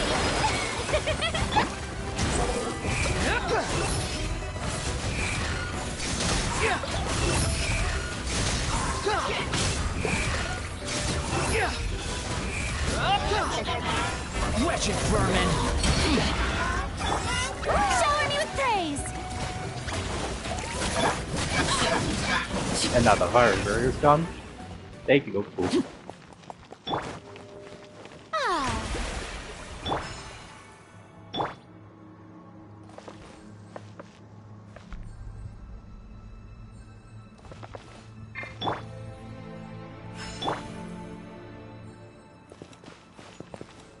Oh, okay. The show begins.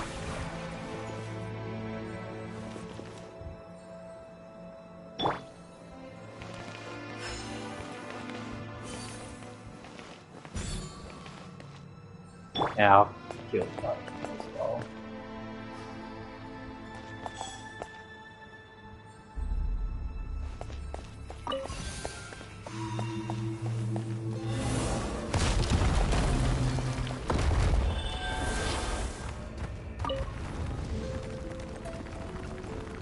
It's showing off what each creature's abilities are.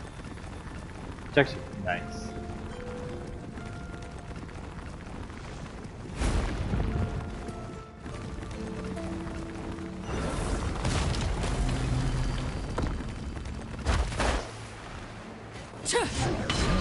Laid bare. Buckle up! Hi! You're dead meat!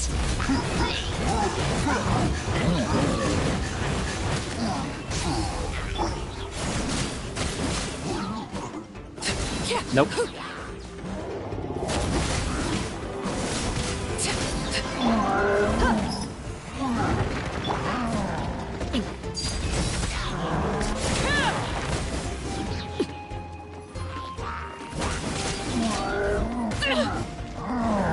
Witness my rise. Transfix. Let's get it on! You asked for it. And punching spree.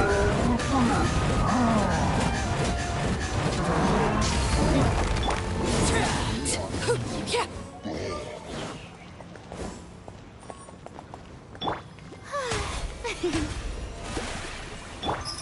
Not the enemy healed.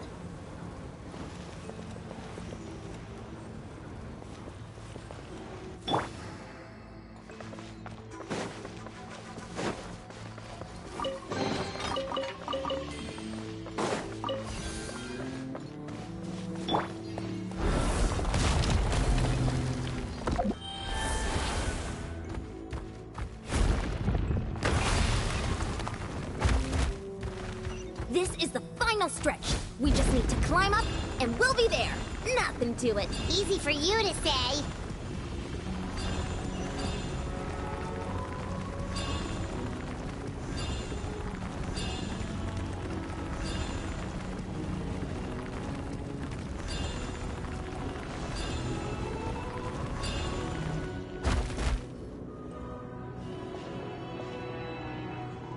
This must be the entrance the Pyro Archon told us about. The one ripped open by the Abyss. Yes. There's something in the depths of this place that feels familiar, yet also foreign. We actually have to go in there? Okay, Paimon just needs to psych herself up. Don't push her through before she's ready.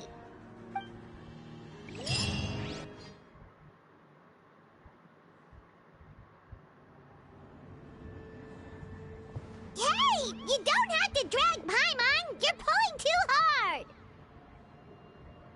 We don't have much time, Paimon. Looks like we made it. This is the Night Kingdom. It looks so different from what I imagined in the stories. There's abyssal energy everywhere. That overflow of energy is probably what trapped Kachina here in the first place. From this point forward, everything we know about the real world no longer applies. Anything can happen here. Paimon's more worried about how we're gonna make it out. We obviously can't go back the way we came. Do you see that patch of light on the ground? It's shining down from that fissure in the sky. Oh yeah, right in front of us. So that's coming from up there? Oh, it's so high up. Did we really fall that far down? Just like I said, our real-world knowledge doesn't apply here. We fell all this way, yet came out completely unscathed. If this was the real world, we'd have to climb our way back up to the entrance. But here, all we have to do is stand underneath the light and offer a prayer. That's it?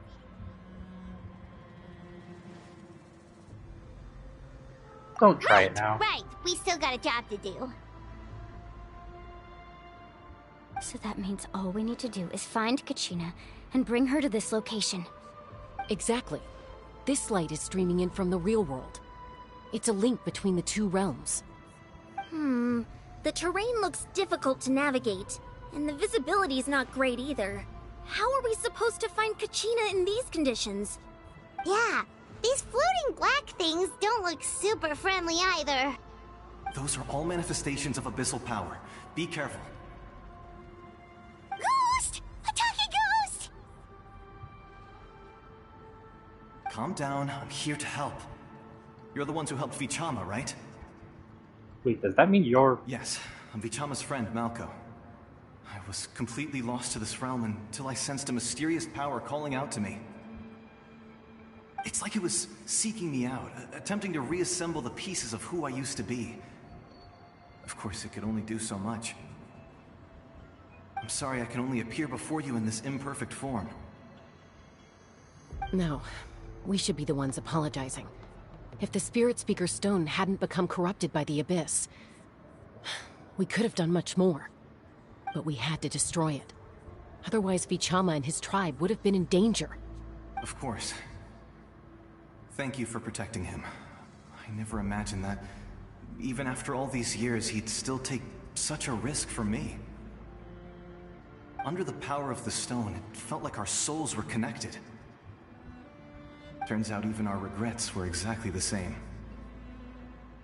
Whether in triumph or death, you want your best friend by your side. Exactly. That may not be in the cards for us, but it's not too late for you. You're looking for a young girl from the Children of Echoes, right? She's being chased by an embodiment of abyssal power. I'd like to help her while I'm still in this form, so follow me. Be careful. This place has been severely corroded by the Abyss. Paimon didn't realize it had gotten this bad. It's like a seething volcano ready to engulf our world at any moment. Ouch! Quick, get back here. Stick close to me. My power will be able to ward off attacks for the time being.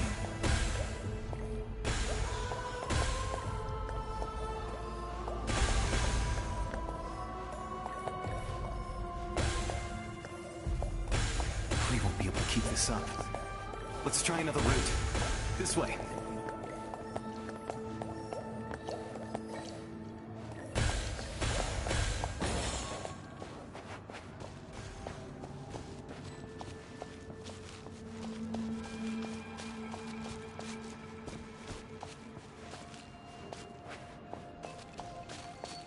Not good.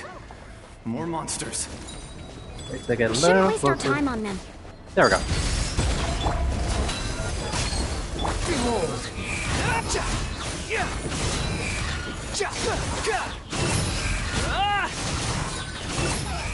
You dare to gaze upon me?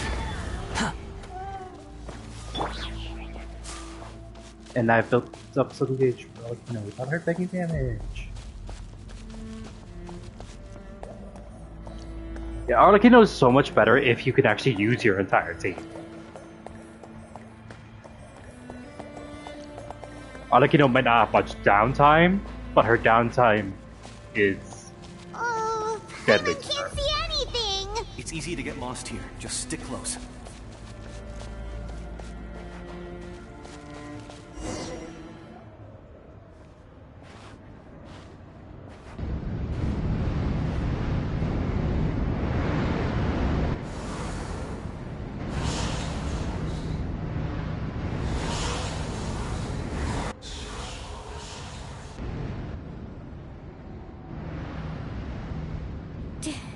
Did you hear that? What? Never mind. It was probably just my imagination. Don't scare Paimon like that! I heard it too. It was a voice from the Abyss. What did it say? Doesn't matter. It certainly doesn't harbor good intentions.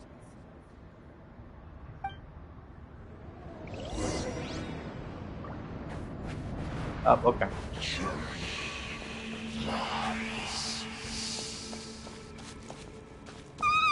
Paimon just heard it too! Let's keep going. Paimon wants to get out of this place!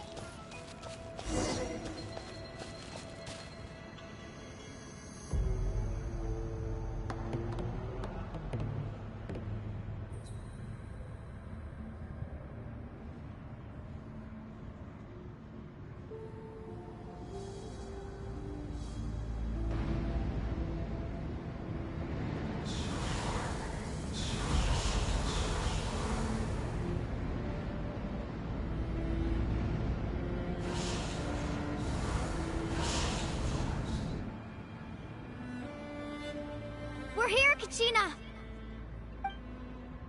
Honey? You made it! Looks like our reunion will have to wait until we take care of these monsters. Good idea. Let's go!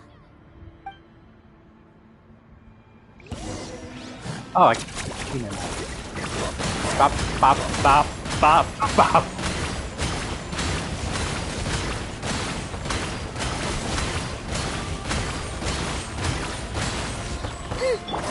Transfixed.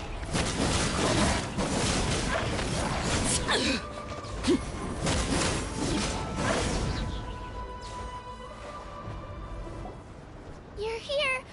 You're finally here. Thank you so much. That monster can appear from anywhere. It almost caught me a bunch of times. The Wyap's power helped keep me hidden, so I just tried to stay out of sight until you got here. Had a girl. You did so well. And most importantly, you weren't hurt. Should we start heading back then? Actually, I have a request. Will you come visit the Wyap with me? I can't exactly put it into words, but something's wrong with the Ode of Resurrection. And I know it has something to do with the contamination from the Abyss. That was the Pyro Archon's theory as well. Everything we've seen here certainly seems to back it up. In the Night Kingdom, there are 6 main totem poles representing the Wyap of each tribe. You can think of them like the body of each Wyap. Additional totem poles, like the ones around here, serve as proxies to which the Wyap can extend their consciousness. There are countless proxies scattered around the Night Kingdom. Through them, the Wyap can extend their consciousness over the entire realm and track down souls no matter where they roam. But if a proxy were to become severely contaminated, then a soul could become lost within the Night Kingdom. Judging by the current situation, I don't think we're dealing with just one contaminated proxy. Even if we could drive back the abyssal power from one of them, that probably wouldn't even put a dent in the problem. Still, we can't just leave the Wyap to suffer. It's protected me this whole time. Saving one is better than saving none at all. I agree. We might even manage to draw out the monster that's been hunting Kachina. Getting rid of the monster might slow down the deterioration of the Night Kingdom.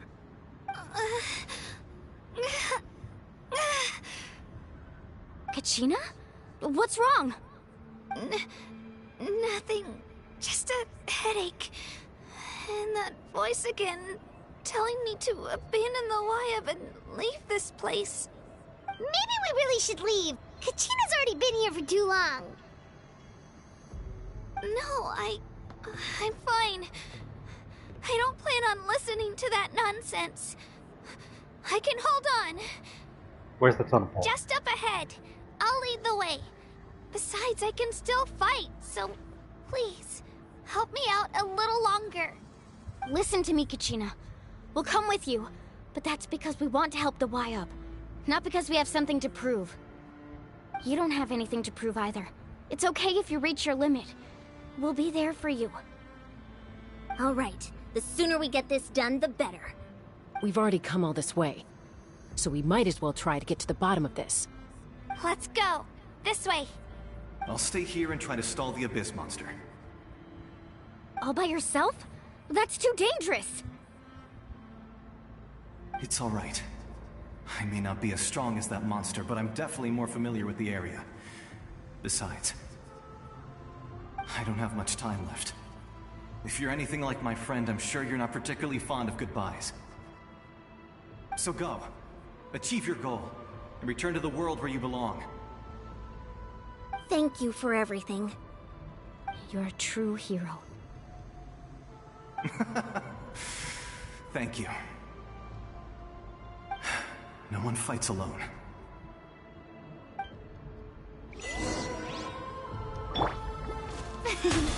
Does your head still hurt? Let me help you walk. I'm fine. You should know I'm made of stronger stuff than that.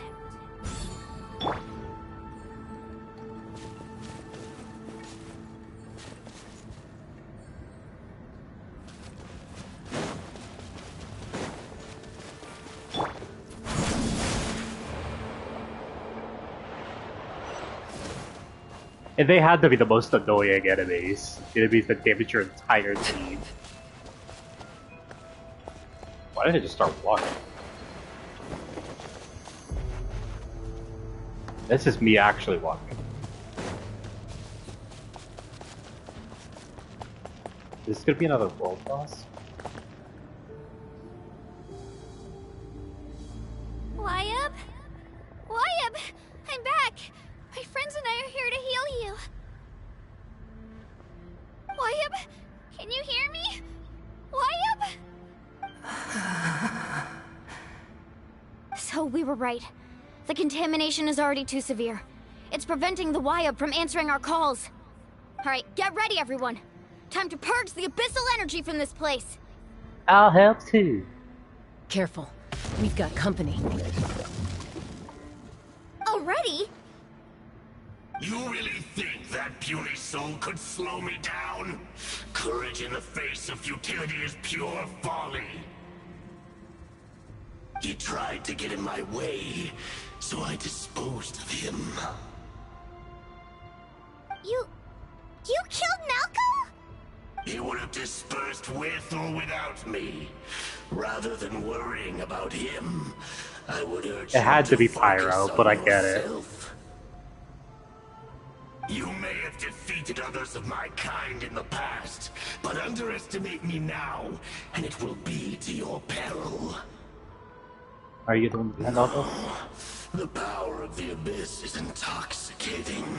The destruction it seeks captivates like a masterful work of art. I strive only for the opportunity to see it up close. I thought this naive little girl was an exception, but it turns out humanity is full of lambs willing to offer themselves up to the slaughter. That is the tragedy of your short lives. You understand nothing of all-encompassing power. Ancient names, pride, friendship, all empty ideas invented to give you a false sense of self-worth. They possess no power at all. The Pyro Archon created those grandiose ideals out of pure selfishness.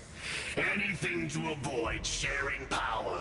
Anything to avoid handing over the primordial gift to ordinary people like you. Don't believe me?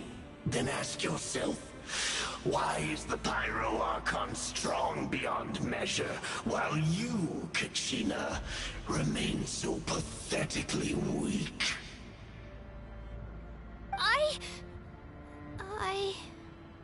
Kachina! Give me your hand.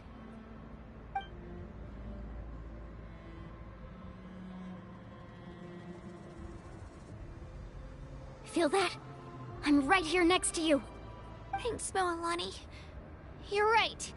I have nothing to fear. Because I'm not alone anymore.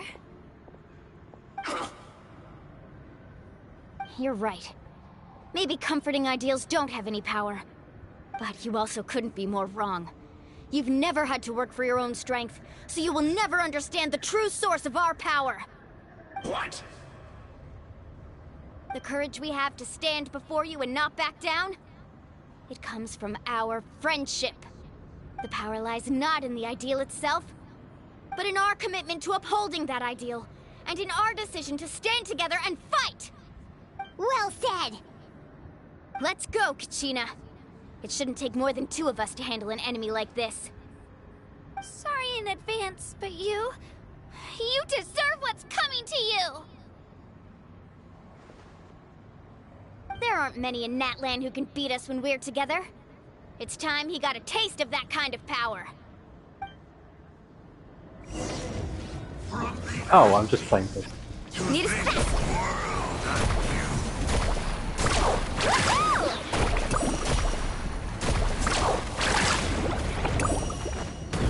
Right here.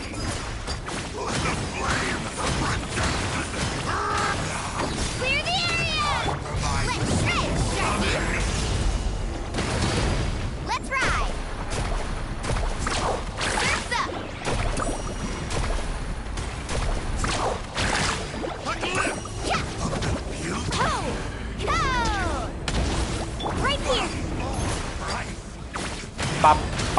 bop, bop, bop, bop. Carving waves!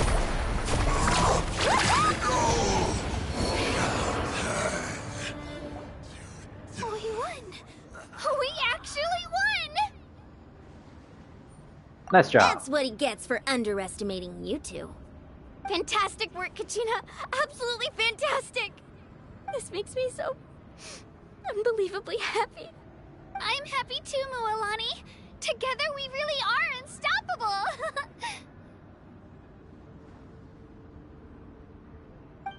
Huh? What's happening?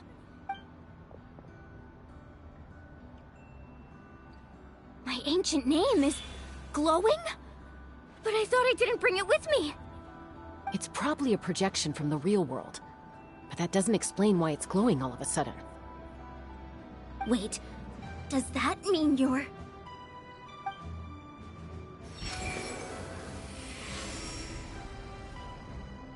That was a bold move, diving headfirst into the fire to save your friend, especially in a place so overrun with abyssal corruption. Still, seeing you pull it off was really something. Everything you said was exactly right. As isolated individuals, we stand no chance against the power of the Abyss. It took years' worth of scars and lots of unnecessary suffering for me to understand that for myself. The Pyro Archon's plan will unite us as one. Everyone has a part to play. Only then will we have the power to defeat the strongest of foes. Who are you? Tupac, a warrior from the people of the Springs. I fought against the Abyss during the invasion 500 years ago. I've heard that name before. You were the giant who saved all of Natlan. Since you were able to awaken my words from your ancient name, that means you have fully embodied the aspirations of the Waiyo. Under the name Umoja, you shall unite the tribes and save Natlan from its impending doom. Me? As long as blood still runs through your veins, even the tiniest spark of steel against stone can ignite a flame. Its blaze will become one with our vision for Natlan. Even amid everlasting darkness, our bonds remain eternal.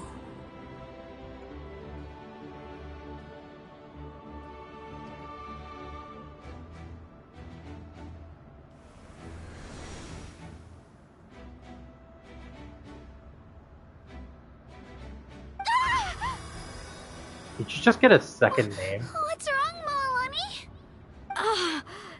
So many memories. My brain was just flooded with everything he once knew. So that's what happened. What do you mean? Did you just figure something out? 500 years ago, they foresaw the very crisis we're facing now. Efforts to save Natlan started all the way back then. We can go over the details once we get back. We shouldn't linger here longer than we have to. Does that mean you already know about this whole thing? I know bits and pieces, but I had no idea Mualani was also part of the plan. This sounds like something that's going to need a lot of explaining. Let's focus on saving the Waiyo first.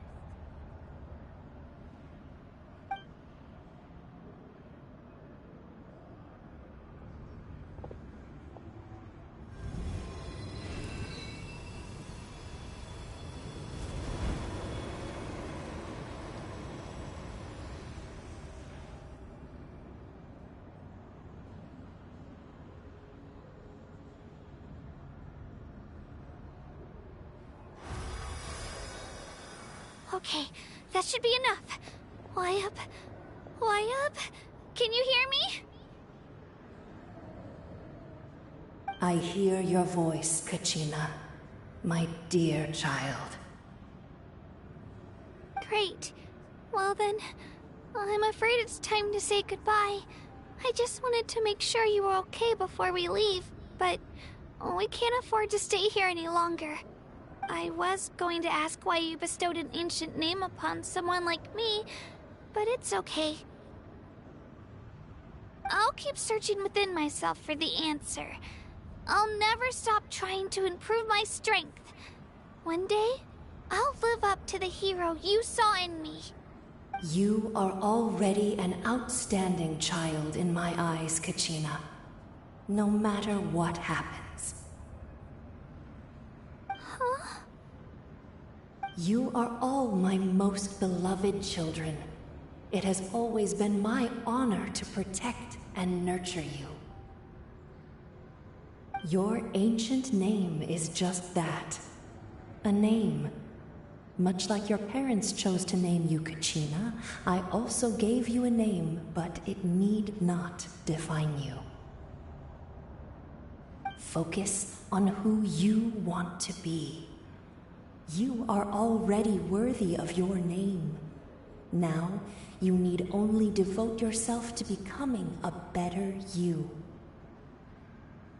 The story of your ancient name is for you to continue.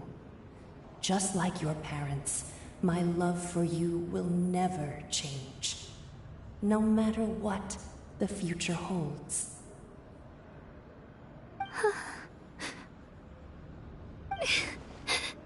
Thank you, Wyatt.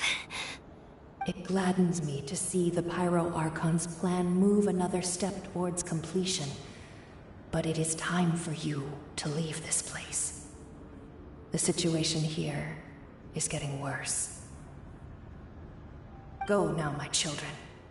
Save Natlan on behalf of all you hold dear.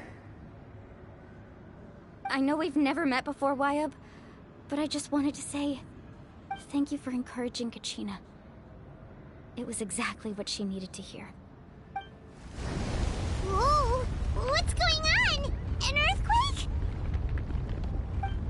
We're out of time. It's the power of the Abyss. Quick, we need to run!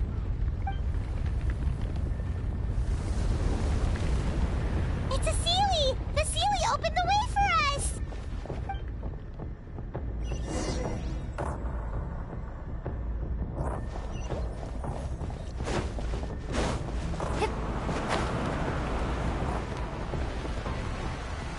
Did not expect this.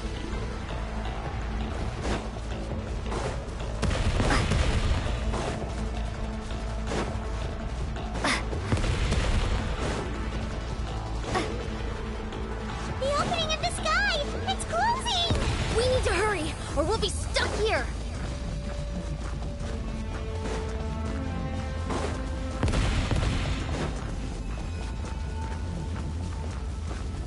Watch out for the falling rocks! Quick, through the middle!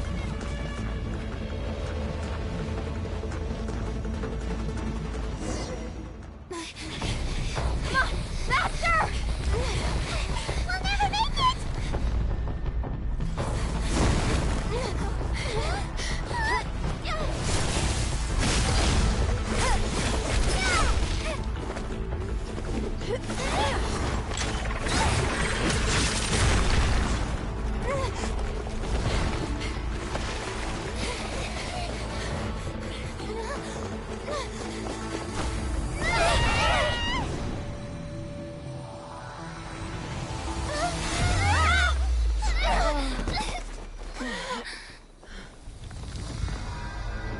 And we're trapped forever.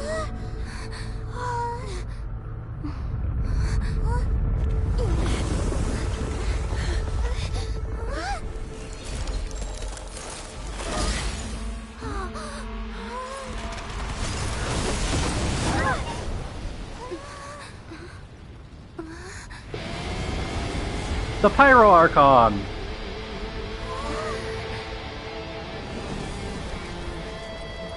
She just shattered that thing. Now come home.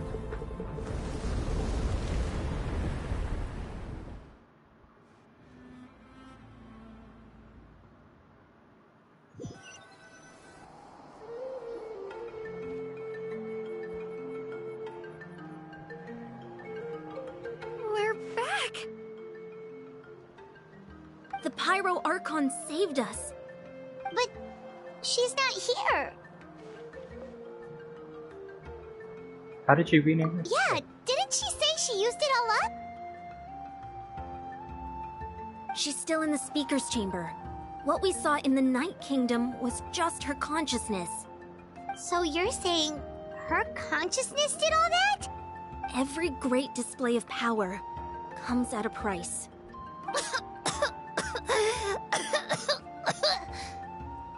You must feel terrible, Kachina. Just hold on. We'll get you to a doctor soon. Let's get back to the stadium. The Pyro Archon said she'd have a doctor waiting for us. I recommend getting a full checkup, just to make sure no damage gets left behind. Paimon feels okay. What about you, Traveler? I'm completely Right. fine. You always seem to do pretty well against the Abyss. Let's get going. We need to share what we learned in the Night Kingdom as well. Right. The Wyatt mentioned something about the Pyro Archon's plan. What is it exactly? I'll let her explain everything. We're all a part of the plan now. Every move we make from here on out will decide Natlan's ultimate fate.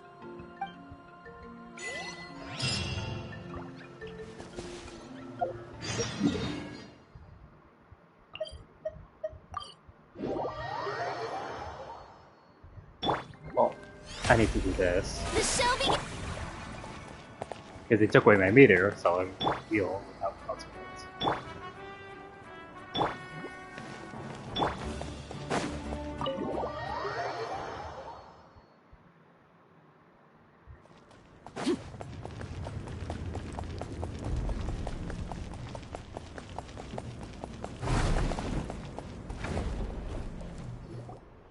Huh. There's a lot less stuff here than before. It's good to see you all here in one piece. I know you must have a lot of questions, but let Koichi check you over first. It's best not to let any lingering effects of the Abyss go untreated. Thank goodness you made it back. I came here as soon as the Pyro Archon told me about your plan. Take a seat, everybody. I'll examine you one by one.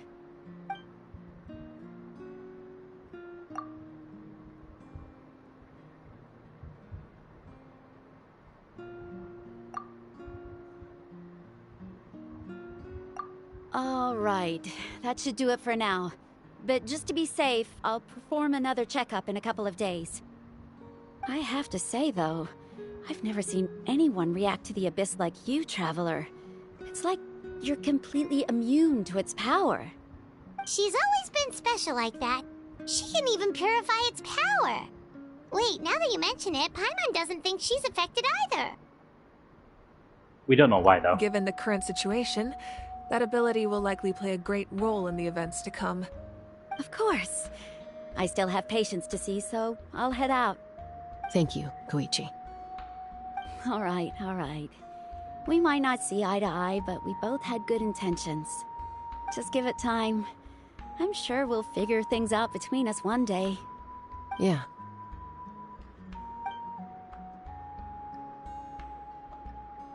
All right. There's so much to discuss, I don't even know where to begin. You've seen it for yourselves now. The devastation in the Night Kingdom. I'll get straight to the point. Natlan is on the verge of destruction. It's very possible our nation has less than a year before total devastation. Huh? No. That can't be true, can it? Less than a year? That's right. But I've only ever disclosed that fact to the handful of people working with me to save this nation. Our looming destruction is not a recent development, but the inevitable conclusion of the disaster the Abyss initiated 500 years ago.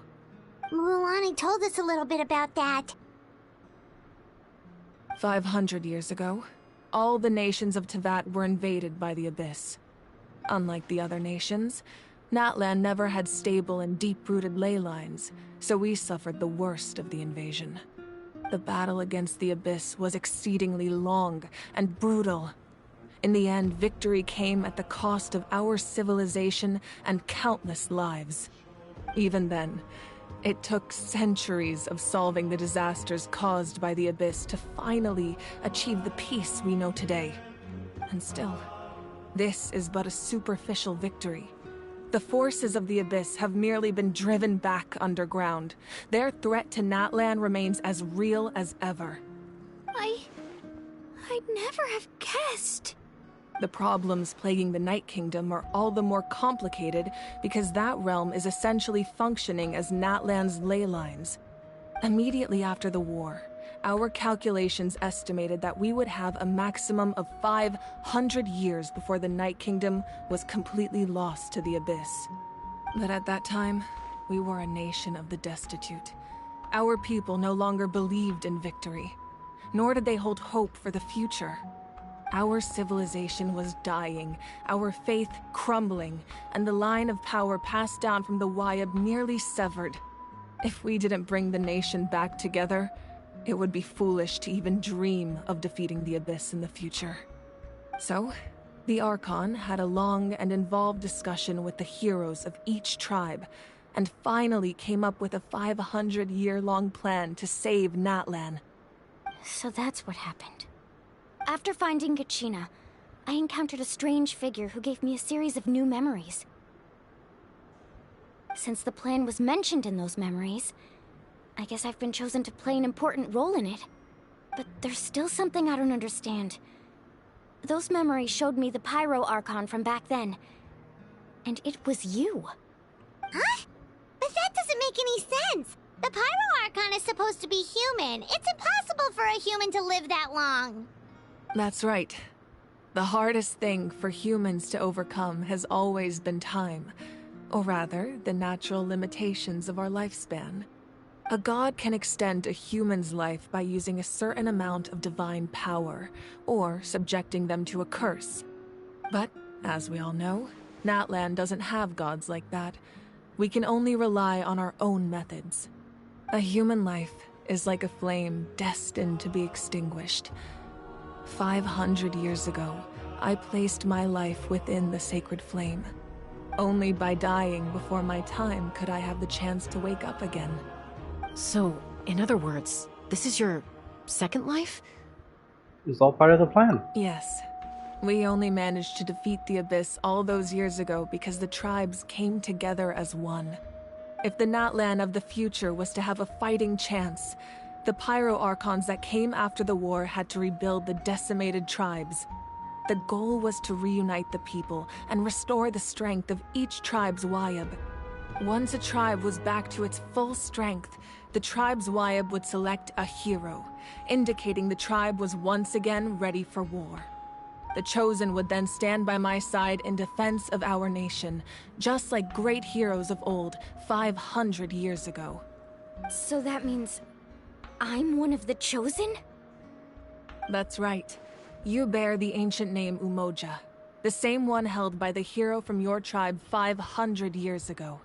It means unity. After your adventure in the Night Kingdom, I trust you've come to fully understand the meaning of that name. So in other words, you always knew who the Wyab were going to pick from each tribe? Yes. According to the plan, each tribe was supposed to have been fully restored by the time I awoke. But something went wrong along the way. The 6 heroes successfully inherited the ancient names from 500 years ago, but the intel regarding the plan wasn't passed on to them. Once again, it comes down to the deterioration of the Night Kingdom. Communication between the Sacred Flame and the Wyab has been blocked. Just like how the Ode of Resurrection failed to bring Kachina back. Exactly. It's just another tactic the Abyss is using against us.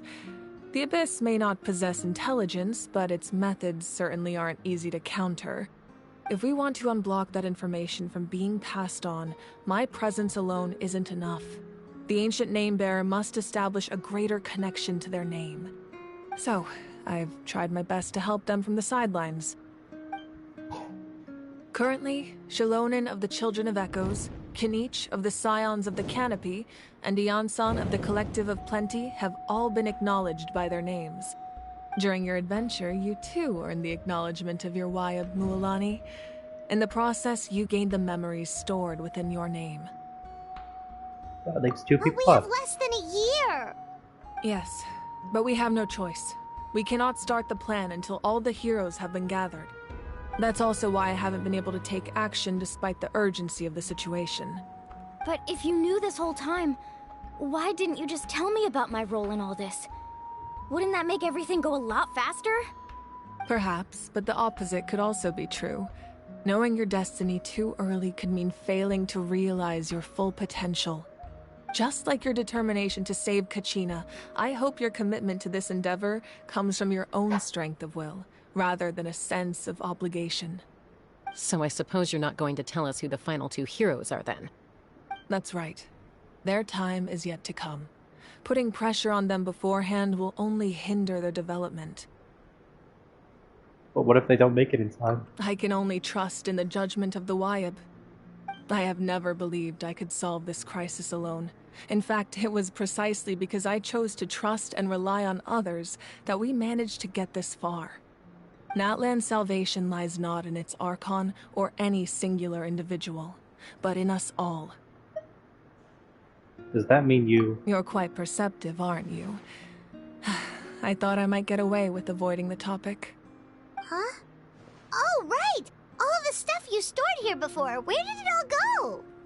Even though I sacrificed my power, I still needed a contingency plan to ensure you would make it back from the Night Kingdom. After all, I was the one who allowed you to take that risk, and Mualani has an important role to play in my plan. In addition to their sentimental value, the items I stored here held a much more important purpose: fuel. Fuel? Ah, so back then, that's why you... Yes. The stories embodied by those items are certainly important, but there's an even more significant trait they all share. Every item belonged to a hero of Natlan. Over time, they became imbued with a certain amount of contending fire from being carried in battle. On their own, each item's power is limited, but together, their combined effect can prove quite useful in a dire situation. By burning those items, I was able to activate the contending fire stored within them to open the boundary between the 2 worlds. It was a rather crude approach, so all their power was depleted in an instant, as you can see. But aren't they all precious treasures? What about their stories?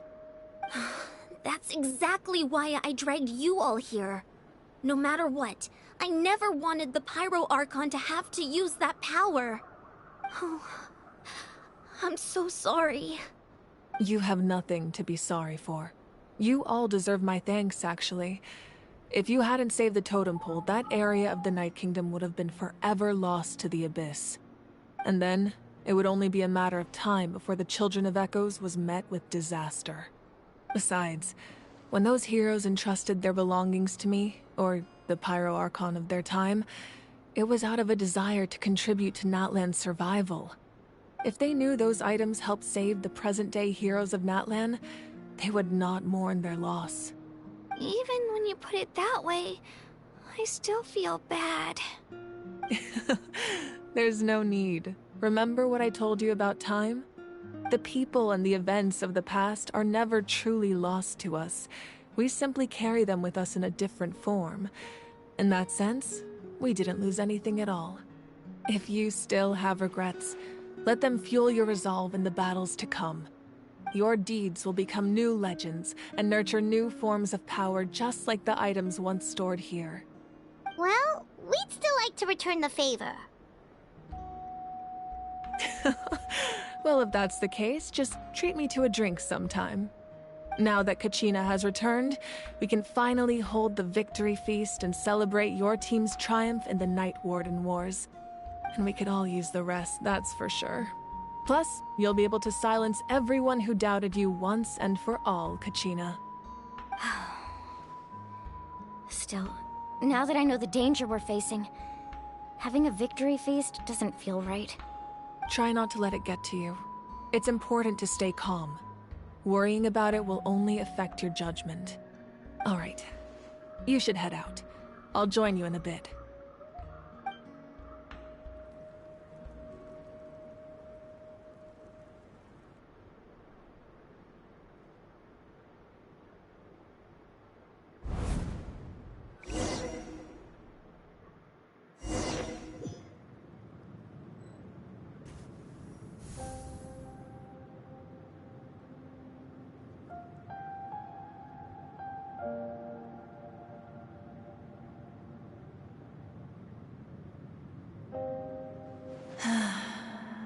When I was young, I used to sit by the hot springs and listen to the stories of warriors from all over Natlan.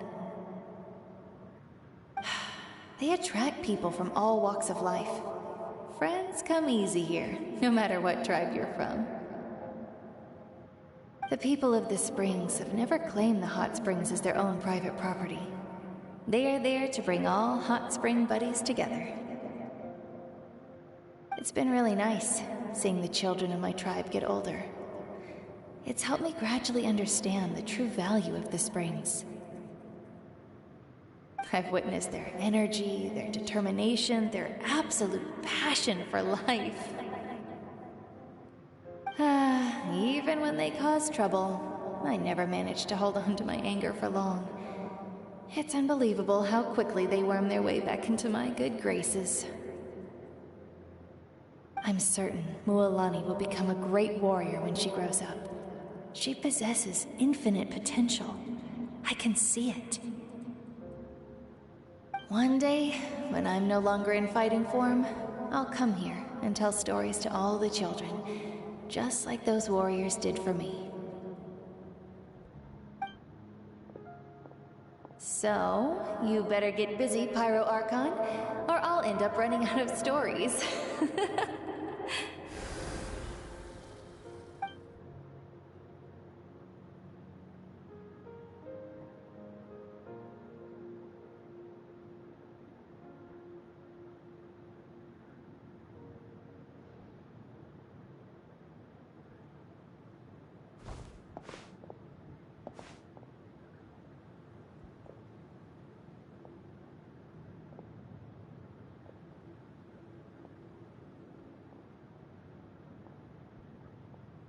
Our nation is engulfed in darkness. Our tribes stand divided, and yet you promise victory in the distant future. I need to watch them.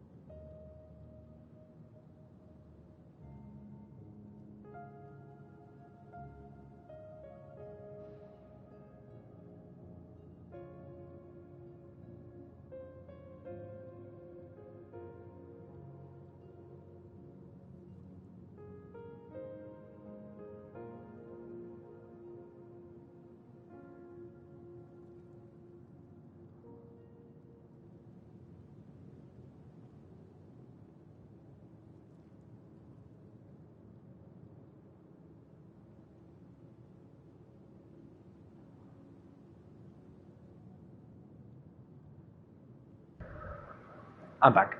The Abyss is a cunning enemy, one that I faced in battle many times. Were that not the case, I would never understand exercising this degree of caution. My rage will never know absolution, and my power will no longer aid you in victory. But you came to me because you knew you could convince me with just a single sentence. I understand your choice. The heroes of today will forge the path ahead with blood and fire. Just remember to earn us the victory we are owed. Otherwise, rest assured, I'll find a way to collect the debt. For Natlan.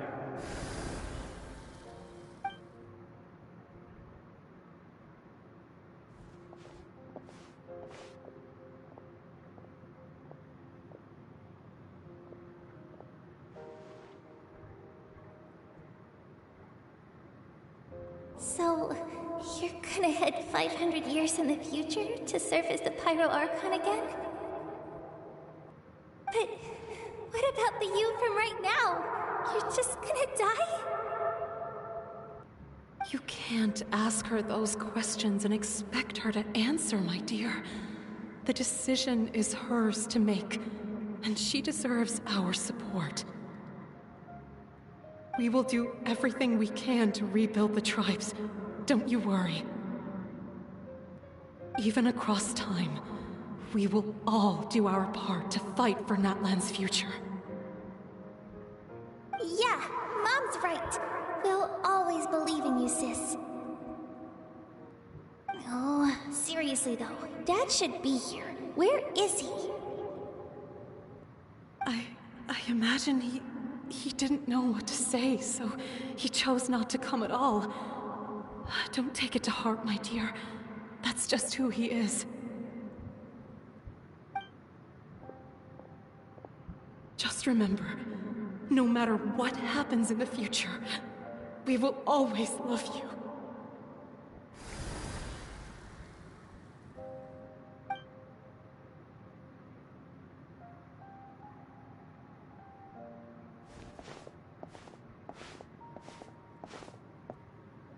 I'll come find you one day. I know I can't live that long, but I'll think of something. There has to be a way for us to meet again one day. If there's an answer out there somewhere, I'm gonna find it. So, don't forget about me.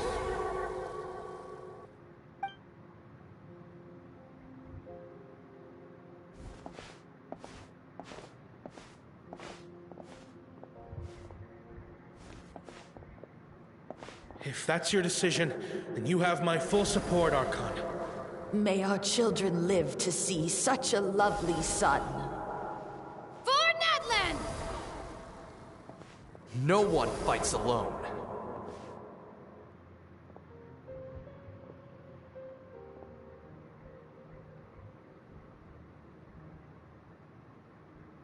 The rules are my legacy.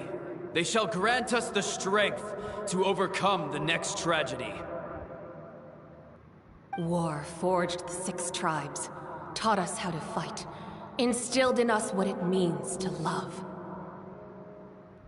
Who will be the one to bring this to an end?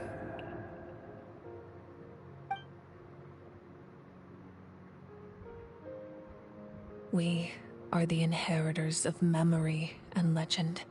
Those who grew alongside sun and wind. Those who forged our own destiny and future. That is Natlan's fire. The lifeblood of our nation.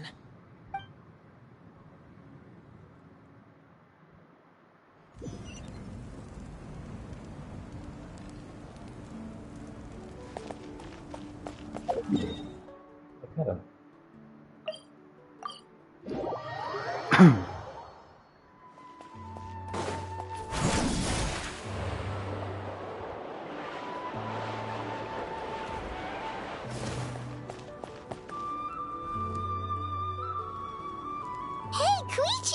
You here for the victory feast too? Oh, no. I knew Chaska would be here, so I just came to deliver some medicine. I was about to leave, actually. But it's not that I don't want to celebrate Kachina and the others. I'm so glad she made it back. It's just... well, I'll make things awkward if I'm around my sister right now. Ah, well, you two had a fight, so Paimon can understand. She didn't cause any trouble during your trip, right? Of course not. Yeah, she was super helpful. She gave us a lot of useful information about the Abyss. That's good. That's all I needed to know. Is there a reason you asked? You were pretty outspoken when we first met, but now it's like you're holding something back. You can tell us anything. Maybe it seemed unreasonable, picking that fight with her before you left, but I did it for a reason. Her impulse to fight is extremely strong. Her mental strength helps her rein it in, but she still loses control sometimes. I had no idea what you might face in the Night Kingdom, so I didn't want to take any chances. So what you're saying is... Deliberately provoked her so she'd take that as all on you. Okay, so maybe it sounds a little stupid, but it works pretty well. It helps her keep her cool for a little while, at least. Anyway, I'm just glad you were able to make it back safe and sound. That's all I wanted. But do you really have to go that far? Can't you just talk it out? No way. Chaska never opens up about her own pain, especially to her family. She can't learn about this, or it'll be even harder to help her. I respect I appreciate the understanding, and don't worry. I'll find a way to help her ease this burden. Anyway, I need to get going. Enjoy the celebration. Oh, and if you ever need a doctor, you know who to find. Huh. Who would have thought there was a deeper reason behind their arguing? They're trying to look out for each other in their own way. In the end, it's all the Abyss's fault. Paimon's had enough of them.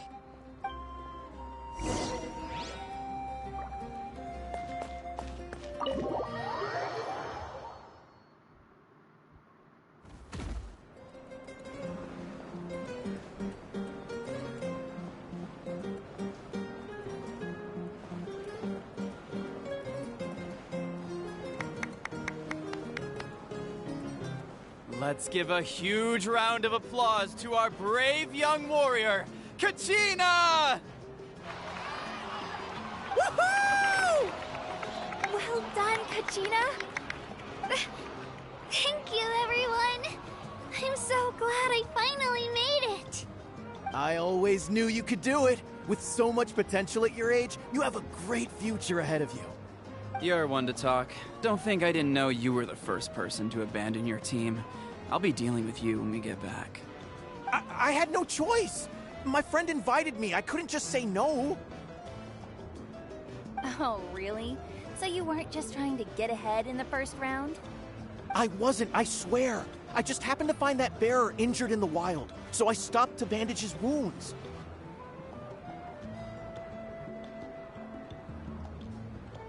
When he insisted on repaying the favor, what was I supposed to do? I'm just one person. I figured Kachina would have no trouble replacing me.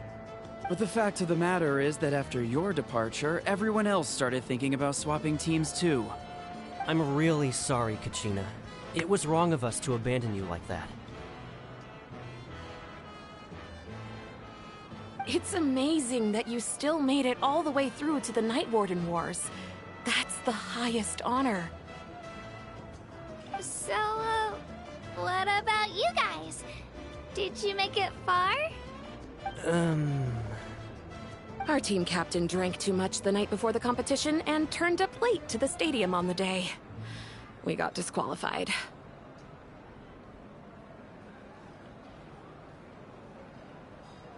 Kind of deserve it. Serves you all right. No sympathy from me. All right. There's no need to be like that, Uncle Pakal. Dear friends, I'd like to say a few words. Firstly, I'm grateful to my friends and our great Archon for helping to bring me back. This traveler and her companion Paimon are some of the strongest people I've ever met. If they were allowed to participate in the pilgrimage, I have no doubt that they'd win the whole thing. They've agreed to let me learn from them. With their help, I believe I can become even stronger still. And let's not forget my good friends, Moalani, Chaska, Kanich, and Dayan-san. They all helped the Traveler and Paimon figure out a way to bring me back from the Night Kingdom. They too deserve to be called our heroes, so please give another round of applause for them. Thank you so much! Well said! I'll drink to that. How does it feel being a hero, Kachina? To be honest, it's a bit overwhelming. It all just feels so surreal. Well, you better get used to it. Next up, undefeated champion! That way I'll also become a champion coach. Hey, please don't make fun of me.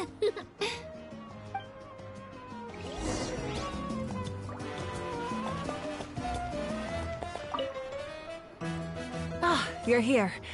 Have some fruit juice. I got it specially for you two. How did you know? That's Paimon's favorite! You look like you've still got questions. Ask away. Isn't your plan a little convoluted? Because they had their own lives to live. The thought of telling them, abandon your families and everyone you love, and come with me to the end of time, for in 500 years Natlan will be destroyed, it seemed too cruel. You could just as easily point out that everything in this world would come to an end eventually. But life is short. And beyond a point, it just doesn't seem real. Imagine if I said, let's leave right now, and go save the sun because it'll flame out in a few million years. It would sound quite ridiculous. I couldn't make them shoulder that burden with me. Besides, every generation will have its heroes, this one included. The plan could still work without them. Or, of course, without me. But since I was the one who came up with the plan, I felt duty-bound to see it through to the end. Paimon's suddenly remembering that portrait in your room. Was that your family from back then? Yes, it was. So when you asked me who my sister grew up to be, the truth is that very little information survives. From what I've been able to piece together, I can conclude with a reasonable degree of confidence that she ended up as an architect and artist. She played an instrumental role in rebuilding the scions of the Canopy tribe, designing and building many houses. But of course, none of her buildings are around anymore. Still, it was an impressive achievement, and I'm very proud of her. So that's the life you had. You feel loss keenly. It seems to stir up feelings of regret in you. But this is something I have long since come to terms with. This is a war, and there can be no war without loss. I am already far more fortunate than those who lost their lives to the Abyss. The people of Natlan look to me as their Archon, and the weight of their expectations is mine to bear. I must see our fate through to the very end, no matter what I may find there. That's actually what I wanted to ask. Yeah, doesn't that mean the way everything ends has already been written, including your plan? I suppose, but so what? Don't forget, time takes many forms. The past, present, and future coexist, and all are equally important. Even if the future ends in destruction, there's still no reason to give up on the here and now. And it's precisely because we humans cannot know our fate that we will never give up on our struggle. This is a pivotal moment. We are still 2 heroes short. Well, 3 to be precise. There's one further hero who I'm hoping to get on my side, whatever it takes. Sure you don't. Your resistance to the corrupting power of the Abyss is truly remarkable. It would easily make you an all-important figure in the upcoming battle. If you agree to join us, you will not only gain my full support in your journey, but I will also forge a brand new ancient name for you. Ancient names can be forged? They can. Several strict conditions must be met, but if they couldn't be forged at all, then the number of them in circulation would have long dwindled to 0. Possessing an ancient name would mean that your adventures in Natlan are recorded in full.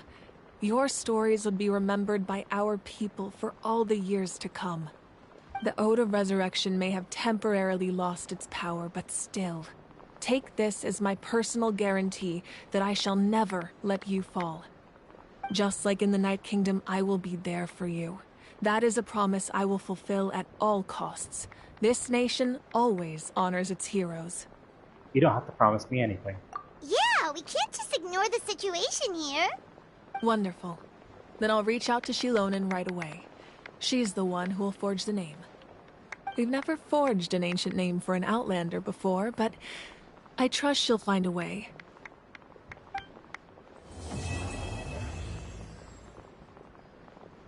Is that... My lord, we've received word that the Pyro Archon has lost much of her power. Although your injury complicates things, this is most certainly the opportune time to seize the Gnosis. Victory There and are defeat part are 3 rules, already. not outcomes. I have never taken advantage of an opponent in a time of weakness, and I don't intend to start now. As for you, I must confess, I did not expect that little trick of yours to save the day. No matter how dense the fog, as long as the sun remains, we cannot turn day into night. She could have dispelled it.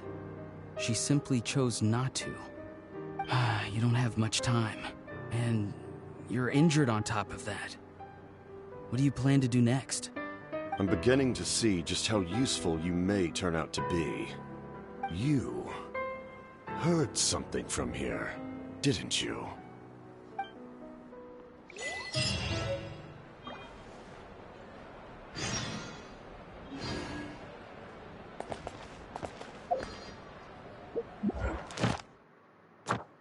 Well, I get another one of these.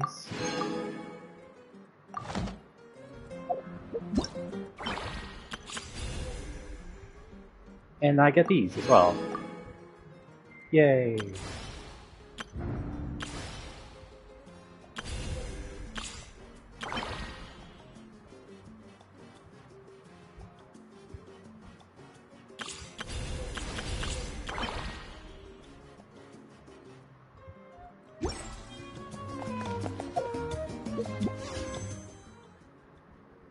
So how many wishes did I build up so far? 161 plus the 19. So 180.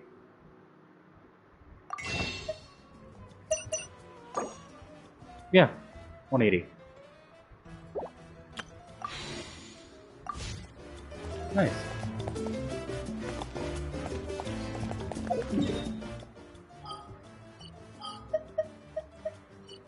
I am probably done for today, though.